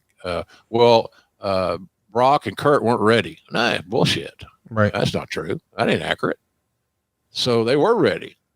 And so I had no problem with that. But Austin and Rock should have closed that show under normal circumstances. And I challenge anybody watching or listening to argue that point to the contrary. How would you not close the show with Rock and Austin if you could? I agree. And that's kind of where we were, buddy.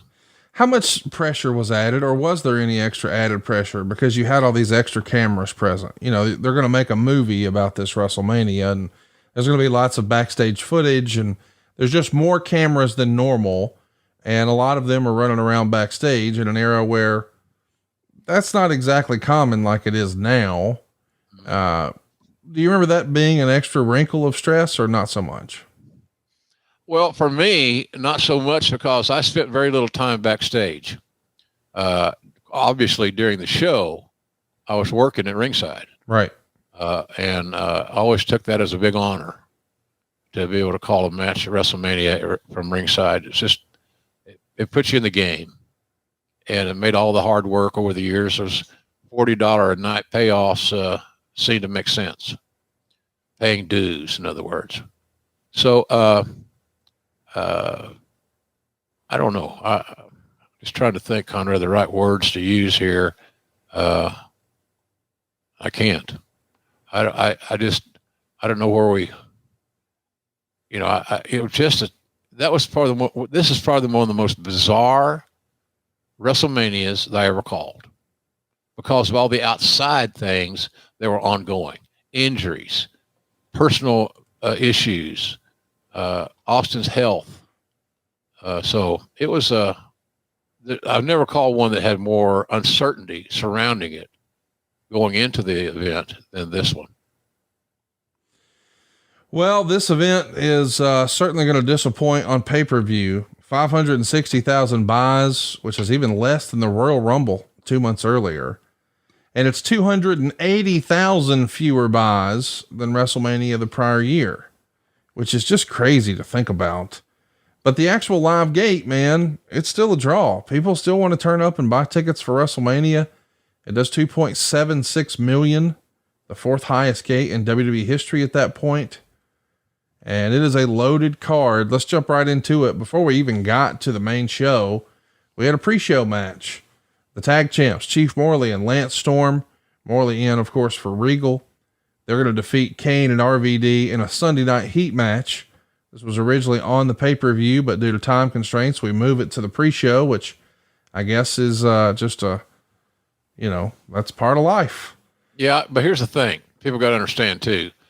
They were removed from WrestleMania and put on the pre-show, as you had indicated, but it didn't affect their pay. Right.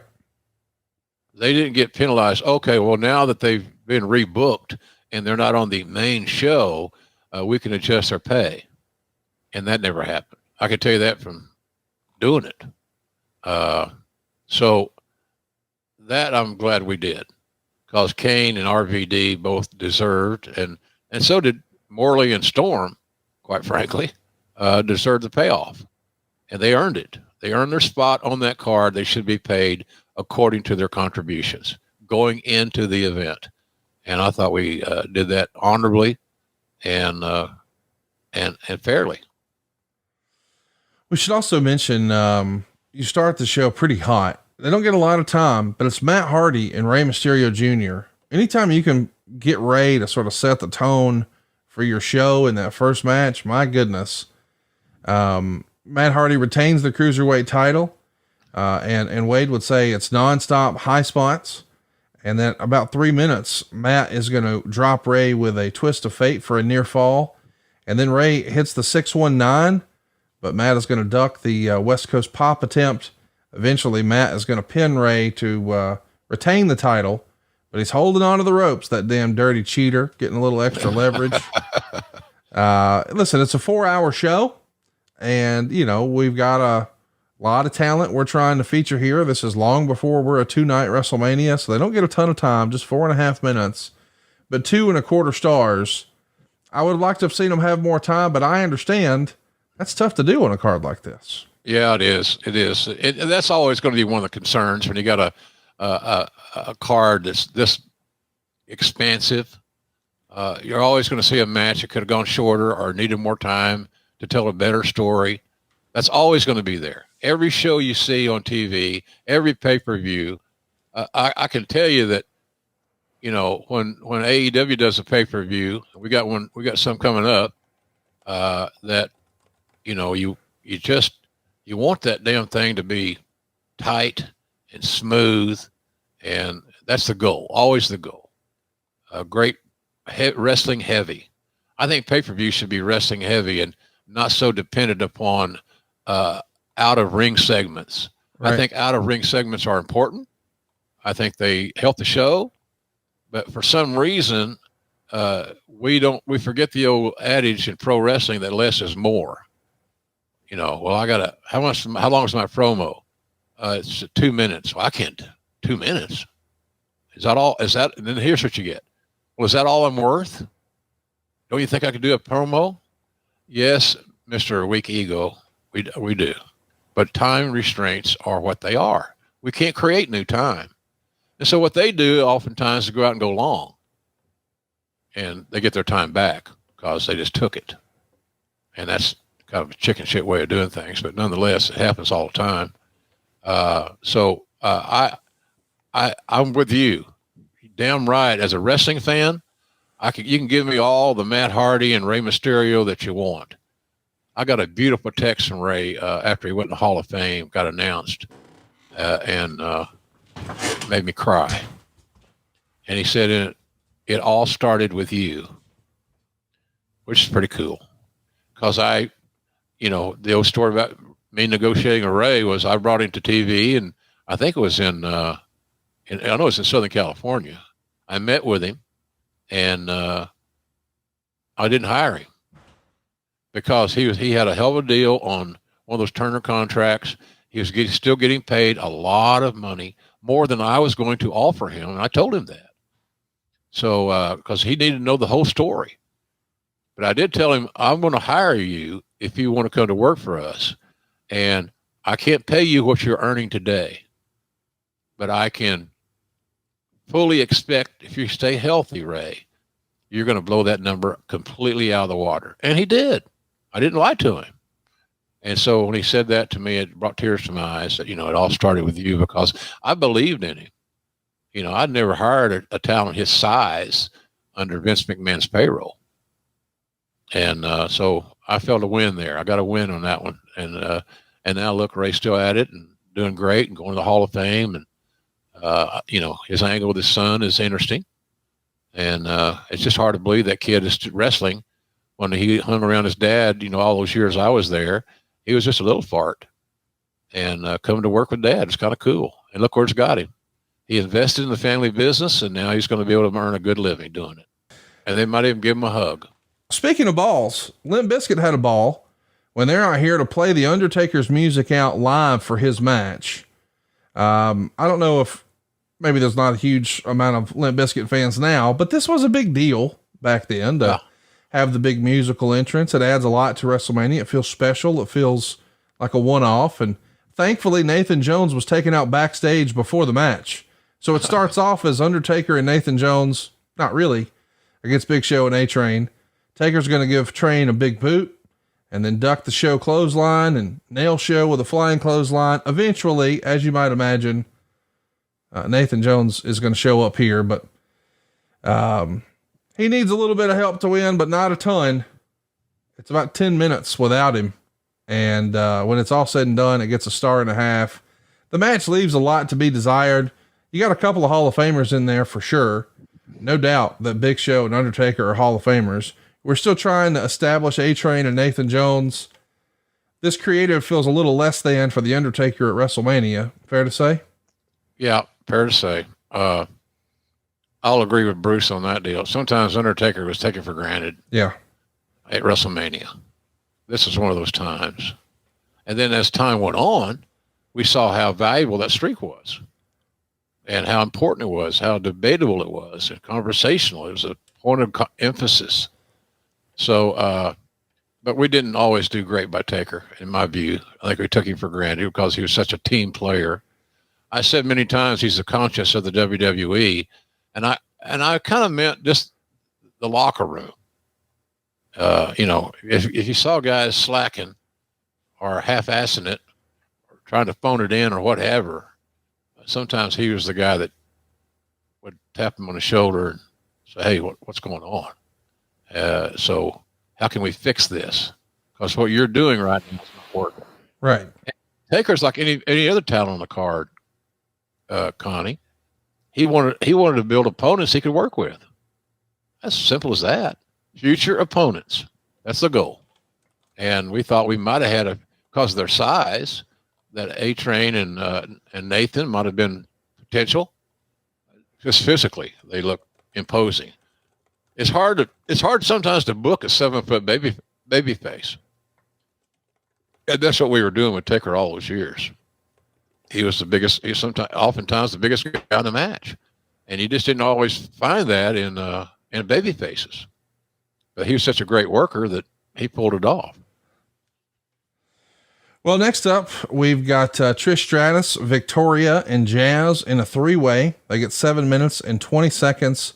Trish is going to capture the WWE Women's title from Victoria here. It gets 2 stars. These are 3 super talented ladies. All 3.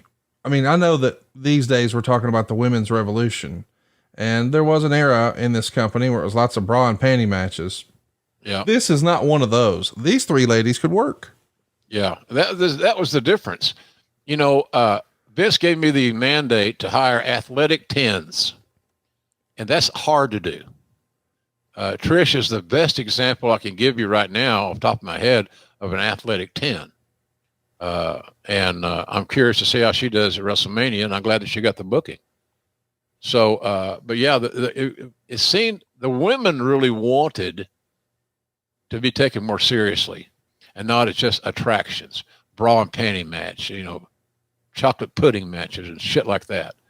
And this match, this women's match at WrestleMania, I think really was a great indication of where we wanted to go at some point in time, and at the point that they have reached now. Same in AEW, our women are getting so much better. They're getting coached up. They want to learn. They're physical. They're not intimidated by getting a bruise or a boo-boo. So I'm proud of the women in AEW especially. But you see that where it starts is interesting in our show. We can name things that occurred that affect today's product. And that match that we're talking about here, with Trish involved, and let's don't forget Lisa. She was very underrated, and she started from zero. She started as one of the hosts of The Godfather, so she wasn't like a trained years in a dojo or something. She just had a hard work ethic and was physical and strong, and so I really those women should be acknowledged for their contributions for the growth of women's wrestling going forward. And they did a hell of a job. Let's mention the next backstage skit is Jonathan Coachman, and he's going to start interviewing The Rock. But instead of there being a huge pop like you might imagine, Rock is met with silence and eventually some boos. And Rock says Austin may have beat him the last 2 times they met at WrestleMania, but the one thing he learned in Hollywood is that nobody remembers Act 1 and 2. Tonight's Act 3, and that's all they'll remember. And this is the final chapter of the greatest feud in history. And when he was about to say his whole finally The Rock routine, he took off his sunglasses, wells up a few tears, puts his sunglasses back on, and walks off before finishing. This isn't exactly what you might expect from a Rock promo, but the crowd didn't react like they normally would even remotely react for The Rock. And there's been some fans in that area who think maybe we were such a bad crowd, they never brought us another major show again. Do you remember there being some negative feelings towards the way the crowd was reacting as far as The Office? Of course, you want a bigger pop. Yes. You want a bigger reaction, obviously, ideally, but I don't think we've ever singled out Seattle as I know we were there here a while back for AEW, and they were great. So there was never any boycott of Seattle, and certainly not because of the crowd response at select points in the show. But I thought Rock's promo was excellent. But I knew the backstory. See, I knew it was Austin's last match. Obviously, Dwayne knew it was Austin's last match. So, and I think that fact was kind of hidden in that promo. Now, if you look back at it, you say, "Oh, I get it. I got it now." And so I had no issues with that promo whatsoever. Matter of fact, I liked it. I like the promo too, and I like the match that's next. It's Team Angle, Benjamin and Haas against Eddie and Chavo, and also Rhino and Chris Benoit. So it's a 6-way brawl for the WWE SmackDown titles. They only get 8.5 minutes. Seems like once they get going, well, their time is up. 3 stars, but a lot of talent in there. Shelton Benjamin and Charlie Haas, just criminally underrated. I think everybody agrees that Eddie and Chavo, man, you want to talk about wrestling royalty. And Rhino and Chris Benoit, that could have been a fun team too, but Benoit and Eddie here, just sort of middle of the card, and just 1 year later, man, things look a little different for them, does it not? Yeah, I think it shows you how fast things can change. Philosophies can change. If somebody would have said 5 years ago, for example, and there may be other numbers that are applicable, that at WrestleMania, you got 2 sub 6-footers winning. Yep. It may sound stupid to folks that are listening or watching us today on YouTube, but it just shows you how fast things can change. It could be a disaster. It could be an injury. It could be somebody's not getting over. And we need to we need to change some ingredients in our stew. And I think that's kind of where we were. So, but it is hard to fathom that just simply 1 year later, the climate changed, the presentation changed. It's just a whole different WrestleMania than we have been experiencing.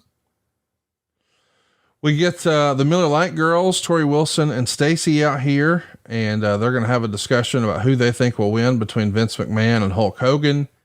And then we get our first great match of the night. Shawn Michaels and Chris Jericho get plenty of time, 22 minutes and 34 seconds. Wade would give it 4.25 stars, and he would even say it was an excellent match. Surprising finish in the sense that now is the time to elevate stars who can draw at house shows every weekend. But the match was good enough, but not that much damage was likely done. For not wrestling often over the past several months, Michaels delivered a nearly prime of his career level performance. I know that there's no debate amongst anyone listening to this that Shawn Michaels is either 1A or 1B greatest of all time. But Chris Jericho proved that he could hang, man. And he might be 1C, Conrad. Maybe so. Where has Chris been, especially lately in AEW, where he hasn't been stellar? Right. I mean, I can't remember any pay-per-view matches that he had that were the drizzling doo-doos. That's a t-shirt, by the way. We'll get the drizzling doo-doo shirt up right now. Why not? So anyway, but that match did not disappoint me never 1 second. It over delivered, and I had so high expectations for it, and those guys delivered big time. So, anytime you talk about the greatest workers ever, and there's been so many of them, and this is a very touchy subject. If you don't include Chris Jericho in that conversation, then you're not being true to yourself.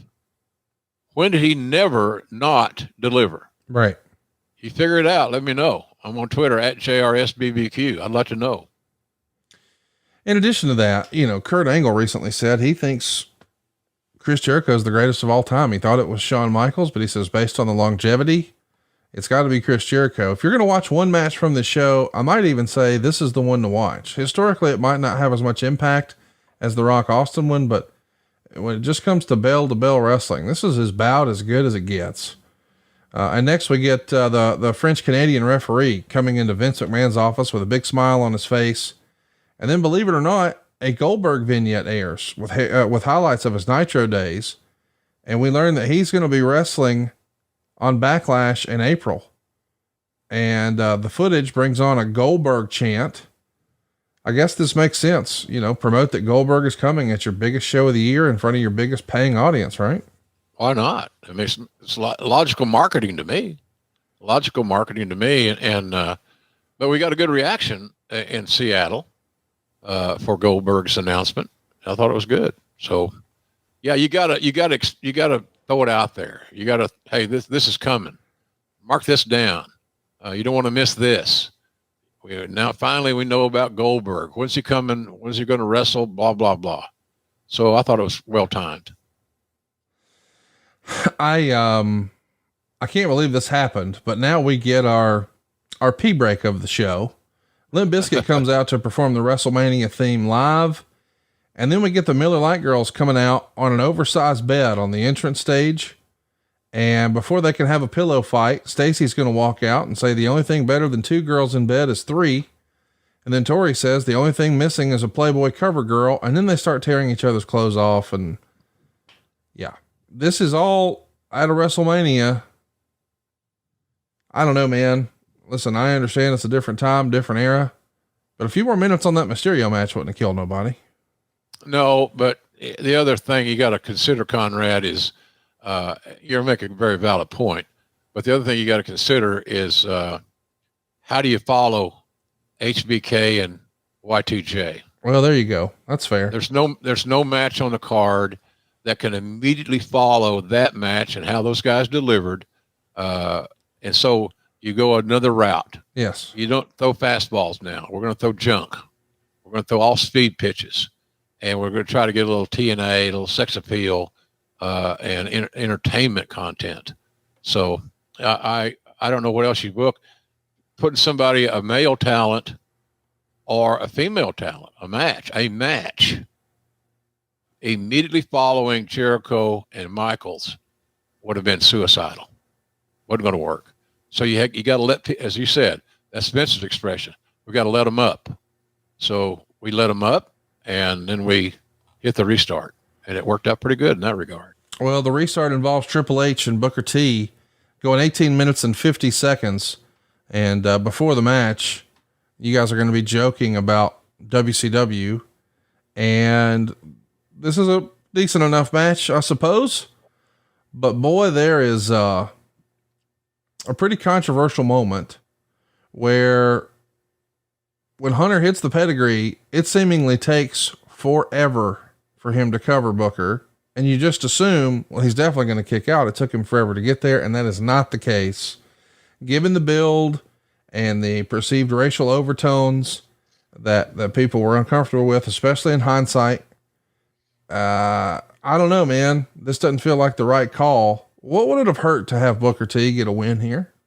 Probably nothing. Yeah. There's more than one right way to get something done, Conrad. And this was one of those illustrations, very clear, at least in my mind, that Booker T would have been a good selection to be the champion. Right. It just was not in the long-term plans. So as I said earlier, I was proud of the fact that he got the opportunity. The Booker got the opportunity to play in that role because he earned it. He deserved it. And the same argument could be made. Well, did he not deserve to be the champion? I can't say that. I'm not going to say that. Just for the sake of a soundbite. But it wouldn't hurt nothing. It wouldn't hurt anything for him to have been a champion. How long? Well, you know how long a reign is based on productivity, ticket sales, pay-per-view sales, merchandise sales. There's a lot of measurables in wrestling, especially today, that weren't there when I first got in the business. Because then the talents didn't even have merch and didn't have pay-per-view. So the whole climate, at least in my experience, that's one of the things we're writing about in our book now, Paul O'Brien and I, is that how much the business has changed in so many significant ways that I happened to be at the right place at the right time and experienced it. So if I had a chance to live in any other generation, I wouldn't change a thing. Not one thing. Because I learned long ago, Connie, I used to worry so much about things I could not control or a problem I could not solve. And that'll drive you crazy. So, I don't think it would hurt Booker at all. Good man, great story, talented worker, good talker. He checks all the boxes. Yes. It just didn't go down that way on that night. And again, but it would have been disaster, a bad scenario for Booker T to become the WWE champion. Hell no, of course not. Of course not. It just wasn't to be. And I'd like to think it had nothing to do with race. I'd like to think it had nothing to do with race too. It just feels like since race was sort of implied that it would have been a good feel good story for him to win. And then, have him drop it back at the next pay-per-view. Right. It could have been done. Next up though, something that we maybe could have seen last. I can't believe this is real, but the Torch reports that at one point in the prior week, Vince actually suggested that he and Hulk Hogan close the show. Instead, they come up next. They go 20 minutes and 53 seconds. Yeah. 21 minutes for Hulk Hogan and Vince McMahon here. Yeah. Of course, we know there is a big reveal. Going to be lots of blood, lots of craziness. Listen, if you want to watch one other match from this show, I would recommend this one. I know that sounds crazy, but you just won't believe all that Vince is willing to do. If you're watching on YouTube, you see him bloody jumping off ladders here. It's crazy what all's happening. And of course, as you might imagine, or as you may recall, Roddy Piper shows up and, Wade didn't love it. He gave it 2 and 3/4 stars, but he says, I don't think there was even one traditional bump in the match. And they did wrestle like 49 and 58-year-old men, but the blood and storytelling abilities of Hogan and Vince carried the match, not to mention sheer inspired effort. So yeah, maybe they're not what they once were, but the story is so good and so big, and they're doing such over the top stuff. It delivered pretty damn well. It overachieved in my view. Yes. I didn't think it'd be that good. Yes. And I'm not being, naysayer. I didn't think it'd be that good, Connie. And it's pleasantly surprised me. And they did take a lot of risks, especially Vince. He wasn't no kid. What'd you say, he was 58? Yeah, that's right. So whatever, somewhere in that, he's almost 60 years old. Yes. So hats off to him, man, for getting himself in great shape, looking wonderful, and then going out and, was it a spot fest? Yeah, because that's what they could do. Right. They didn't overbook the match and work a double wrist lock. And I'm not knocking double wrist locks. I'm just saying that's not their bailiwick. Right. So they brought what they could do.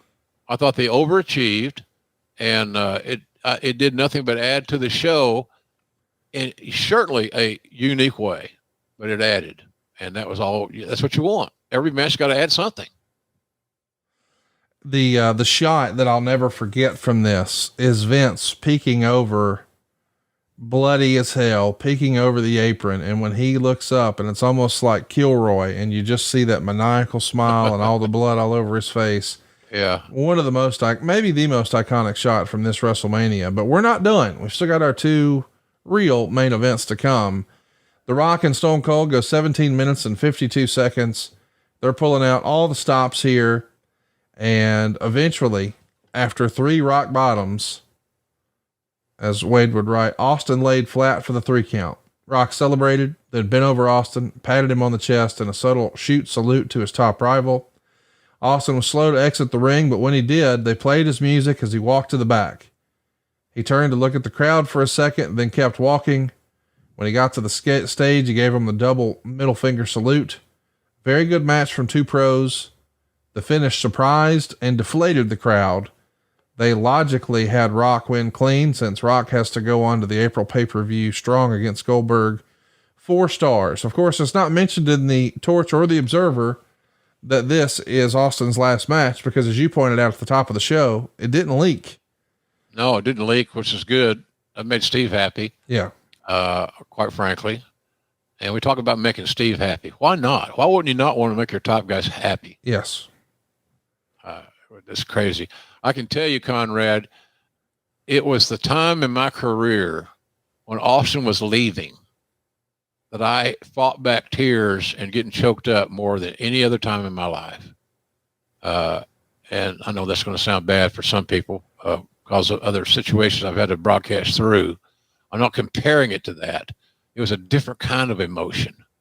And because I knew that we're seeing him leave for the last time. Yes.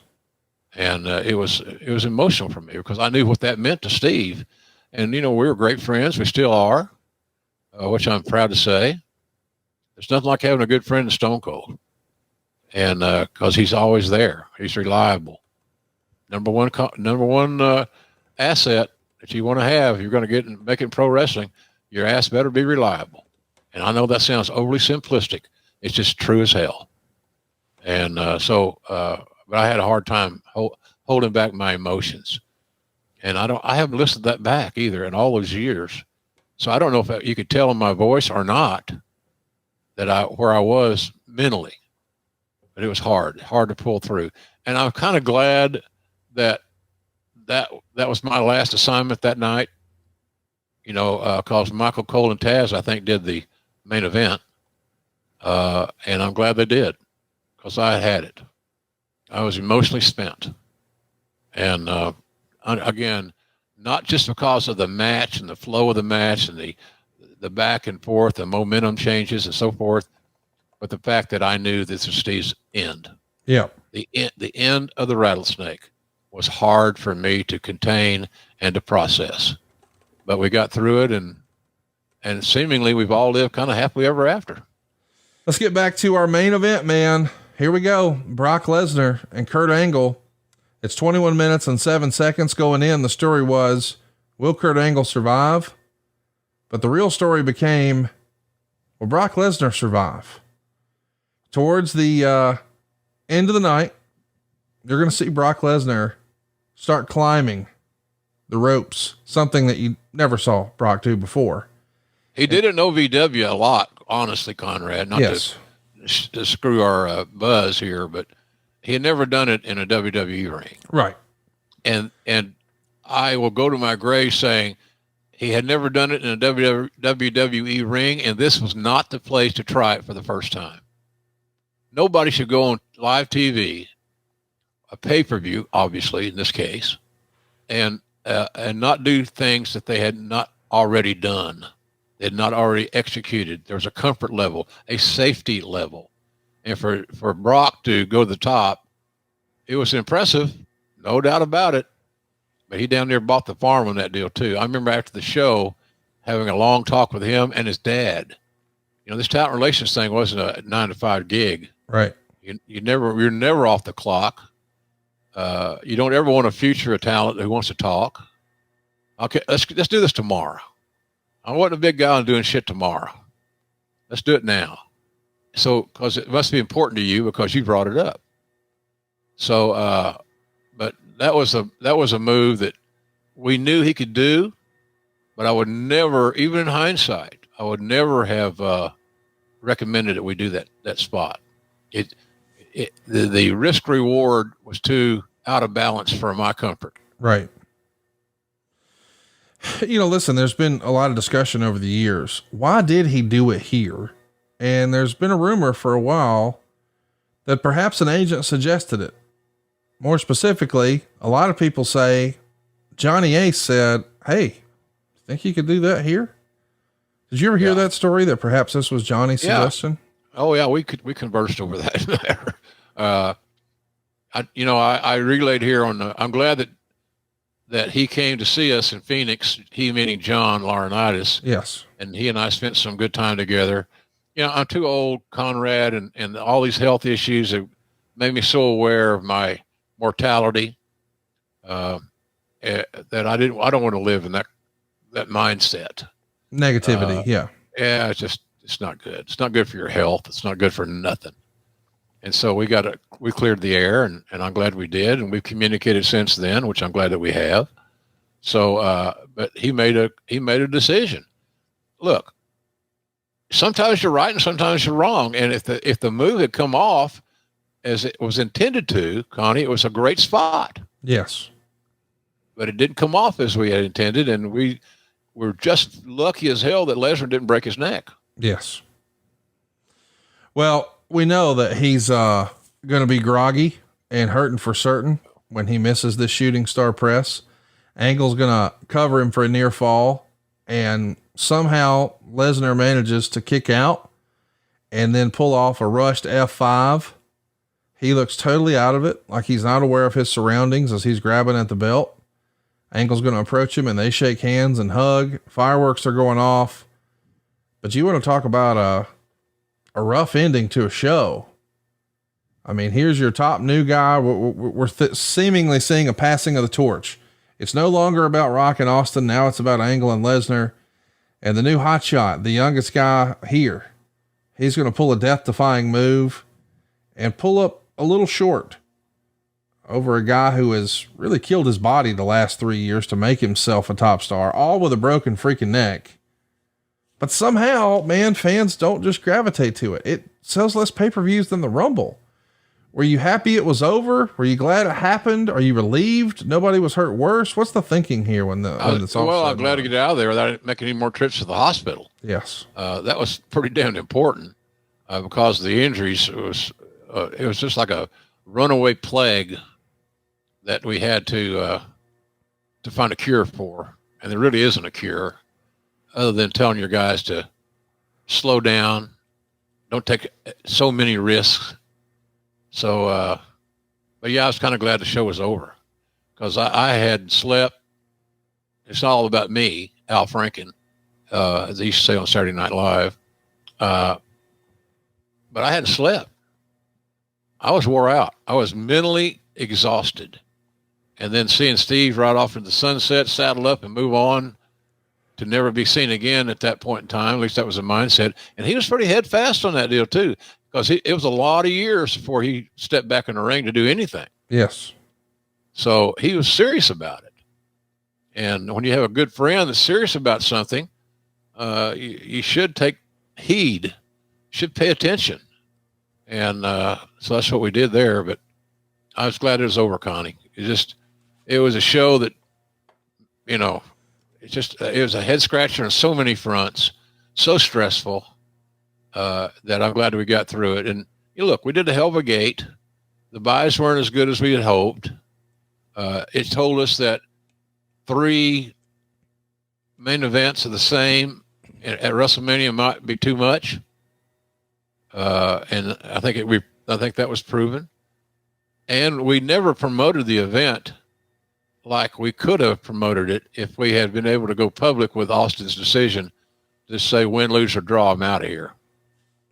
My body's not going to cooperate. And if that had happened, I think, at least my general thought, Conrad, is that it would have done a hell of a lot better buy rate. Right. But that's not what our top guy wanted. We understood what he wanted and why he wanted it. And so we went along with it. And at the end of the day, it probably cost us some bucks. Let's do a couple questions, then we'll put a bow on this one. Francis Reyes says, did you have a plan B if Austin could not have wrestled at Mania? Well, if there was, I don't know what it was, Francis. Really, there was no viable options. You know, you can create something, but you're going to have to rebook the card. And so no, Francis, I answer you directly.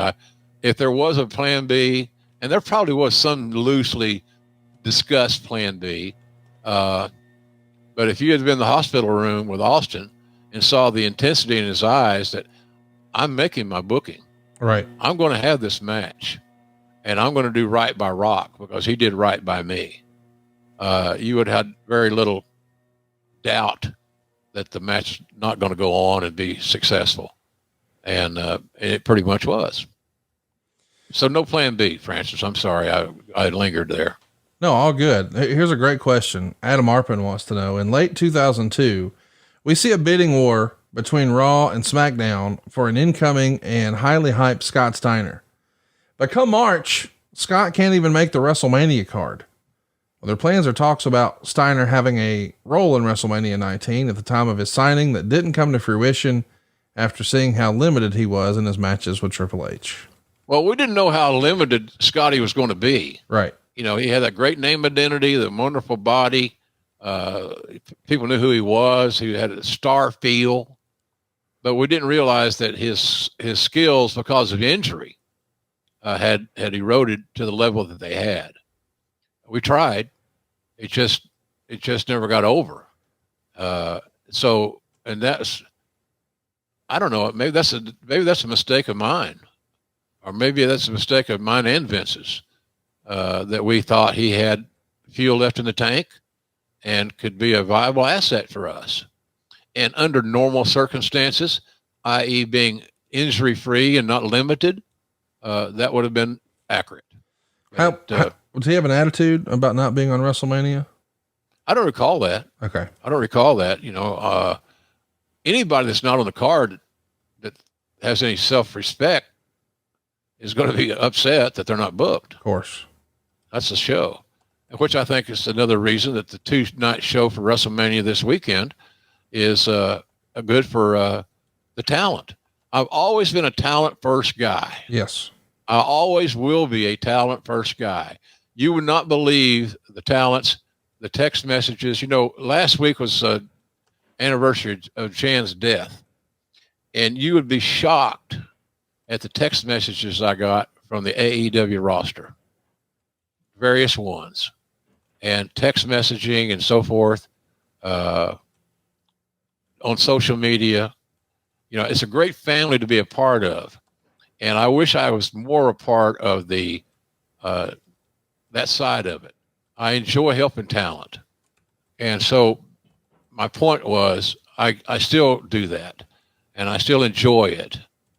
So, and that's what you get when you work for a roster that's so young, work with a roster that's so young and developing. They have a thirst for information, and they have a thirst for positive reinforcement. There's always a way to share a story that has a positive ending, unless you're not smart enough to put sentences together. There's no reason. So I'm a believer, Connie, that I'm at the right place at the right time with these young kids, and I enjoy taking time out of my private time, personal time. Personal for what? What am I going to do? Sit out and watch the water come into the beach? Go home in Oklahoma and sit out in the backyard? All those things happen, but I love talking to talent and helping them. Sometimes they just need a attaboy, right, or attagirl. That's all. So anyway, I'm really blessed where I am, and in a position, not officially. I'm not a talent relations guy in AEW. I'm simply a veteran that the kids respect, and I worked my entire career. Next year will be 50 years in this business. 50 years next year. And I'm blessed to have this opportunity. And if this is the last group that I'm around before I call it a day, I don't know if that's going to happen or not, but it might. Then so be it. I'm going to go out positively, and where those kids can call me anytime and say, "Hey, JR, can you help me with this? What do you think of that? Did you watch my match? Did you listen to this promo?" So, and everybody's on that. I talk to everybody, and I love it. So I'm a lucky man, Connie. I'm healthy, pretty healthy. And, I got a great job right now. Really do. Well, one of those talents you helped a lot is who we'll be talking about next week. We'll be talking about the evolution of The Undertaker. Can't wait to talk about that. And before we get there, as I understand it, you're going to be doing Ask JR live over at adfreeshows.com. If you haven't already, why haven't you checked it out? You don't only get our shows early and ad free, you get to be a part of our live studio audience. Like today, we had a whole host of folks riding shotgun with us, including Adam and Eddie. And I know Coach Rosie was here, man. It was a sellout at the curtain, as we like to say. Greatly appreciate everybody showing up and hanging out. Sure do. Yeah, and we do. Thank you guys. We're going to get you to answer people's questions live this week over at adfreeshows.com. Tons of bonus content there too. Why not try a trial? Try it on me for free right now. It starts at just $9 a month, but I'm going to give you your first week free at adfreeshows.com. And if you're trying to grow your business, let me recommend, if you're trying to target men 25 to 54 years old, no better place to advertise than right here. Advertisewithjr.com is where you want to go. You hear some of the same sponsors year after year. You know why? Because it really works. And with our super targeted audience of men 25 to 54, there's very little waste. Get all the information you need at advertisewithjr.com. This week is going to be a big week in wrestling. Jim's looking to interact a little bit with you. Hit us up on social. He is at JR's BBQ. And of course, our show is at JR Grilling on Twitter and Instagram. It's Grilling JR over on Facebook. It's one thing to hear our show. It's another to see it. Recommend highly you check out Grilling JR on youtube.com. And you can also check out grillingjrtees.com. Lots of fun merch coming out every single week. And you can see it all at grillingjrshirts.com. JRsBBQ.com, man. Before we get out of here, we got to tell everybody all about what you got going on over there. The hot sauce, the main event mustard, the chipotle ketchup, and my favorite, that all purpose seasoning. Yeah. You're a big fan of that, Conrad. I appreciate it. You've been a great spokesman for that, particular, product. Business has been really good. You know, you got Father's Day coming up. Our products make great gifts for wrestling fans. They make great additions to your pantry. And so just give it a shot. We're never closed. We ship every day. We're going to take care of you. JRsBBQ.com. It's good stuff. It's a family business. It started in the memory of my mother and Jan, my late wife, because they influenced it. They influenced everything they were selling. Because I wouldn't be doing this at this stage of my life if I didn't believe in it and the business wasn't growing. And business is growing really well thanks to you guys. So God bless you, and thanks a lot for that. JRsBBQ.com. Give it a shot, and you'll taste the difference. And remember, Connie, it never costs anything to look. I love that. And I love you. Can't wait to see this next week talking about The Undertaker. In the meantime, enjoy some barbecue and enjoy maybe the best week of the year for professional wrestling. We'll see you back next week right here on Grilling JR with the voice of wrestling, Mr. Jim Ross. And don't forget AEW Rampage on TNT on Friday night. We plan on opening a can of whoop-ass, appropriately enough. We'll see you soon right here on Grilling JR. Hey, it's Conrad Thompson here to tell you a little more about what adfreeshows.com is all about. Get early, ad-free access to more than a dozen of your favorite wrestling podcasts every single week, starting at just $9. That's less than 20 cents an episode each month. And yes, you can listen to them all directly through Apple Podcasts or your regular podcast apps. How easy is that? Ad-free shows also has thousands of hours worth of bonus content and docuseries like Title Chase, Eric Fires Back, Conversations with Conrad, and The Insiders. Plus new series like The Book with David Crockett, Monday Mailbags with Mike Chioda and Nick Patrick, and a whole lot more. And you want to talk about early? You can't get any earlier than listening to the shows live. You can be a part of the live studio audience as we record the podcast. Plus, ride shotgun alongside your favorite childhood heroes for live watch-alongs, Q&As, and other interactive experiences every single month. Come on now, see for yourself what thousands of other wrestling fans from around the world have discovered, that adfreeshows.com is the best value in wrestling. Check it out today, and hey, when you do, the first week is completely free. adfreeshows.com.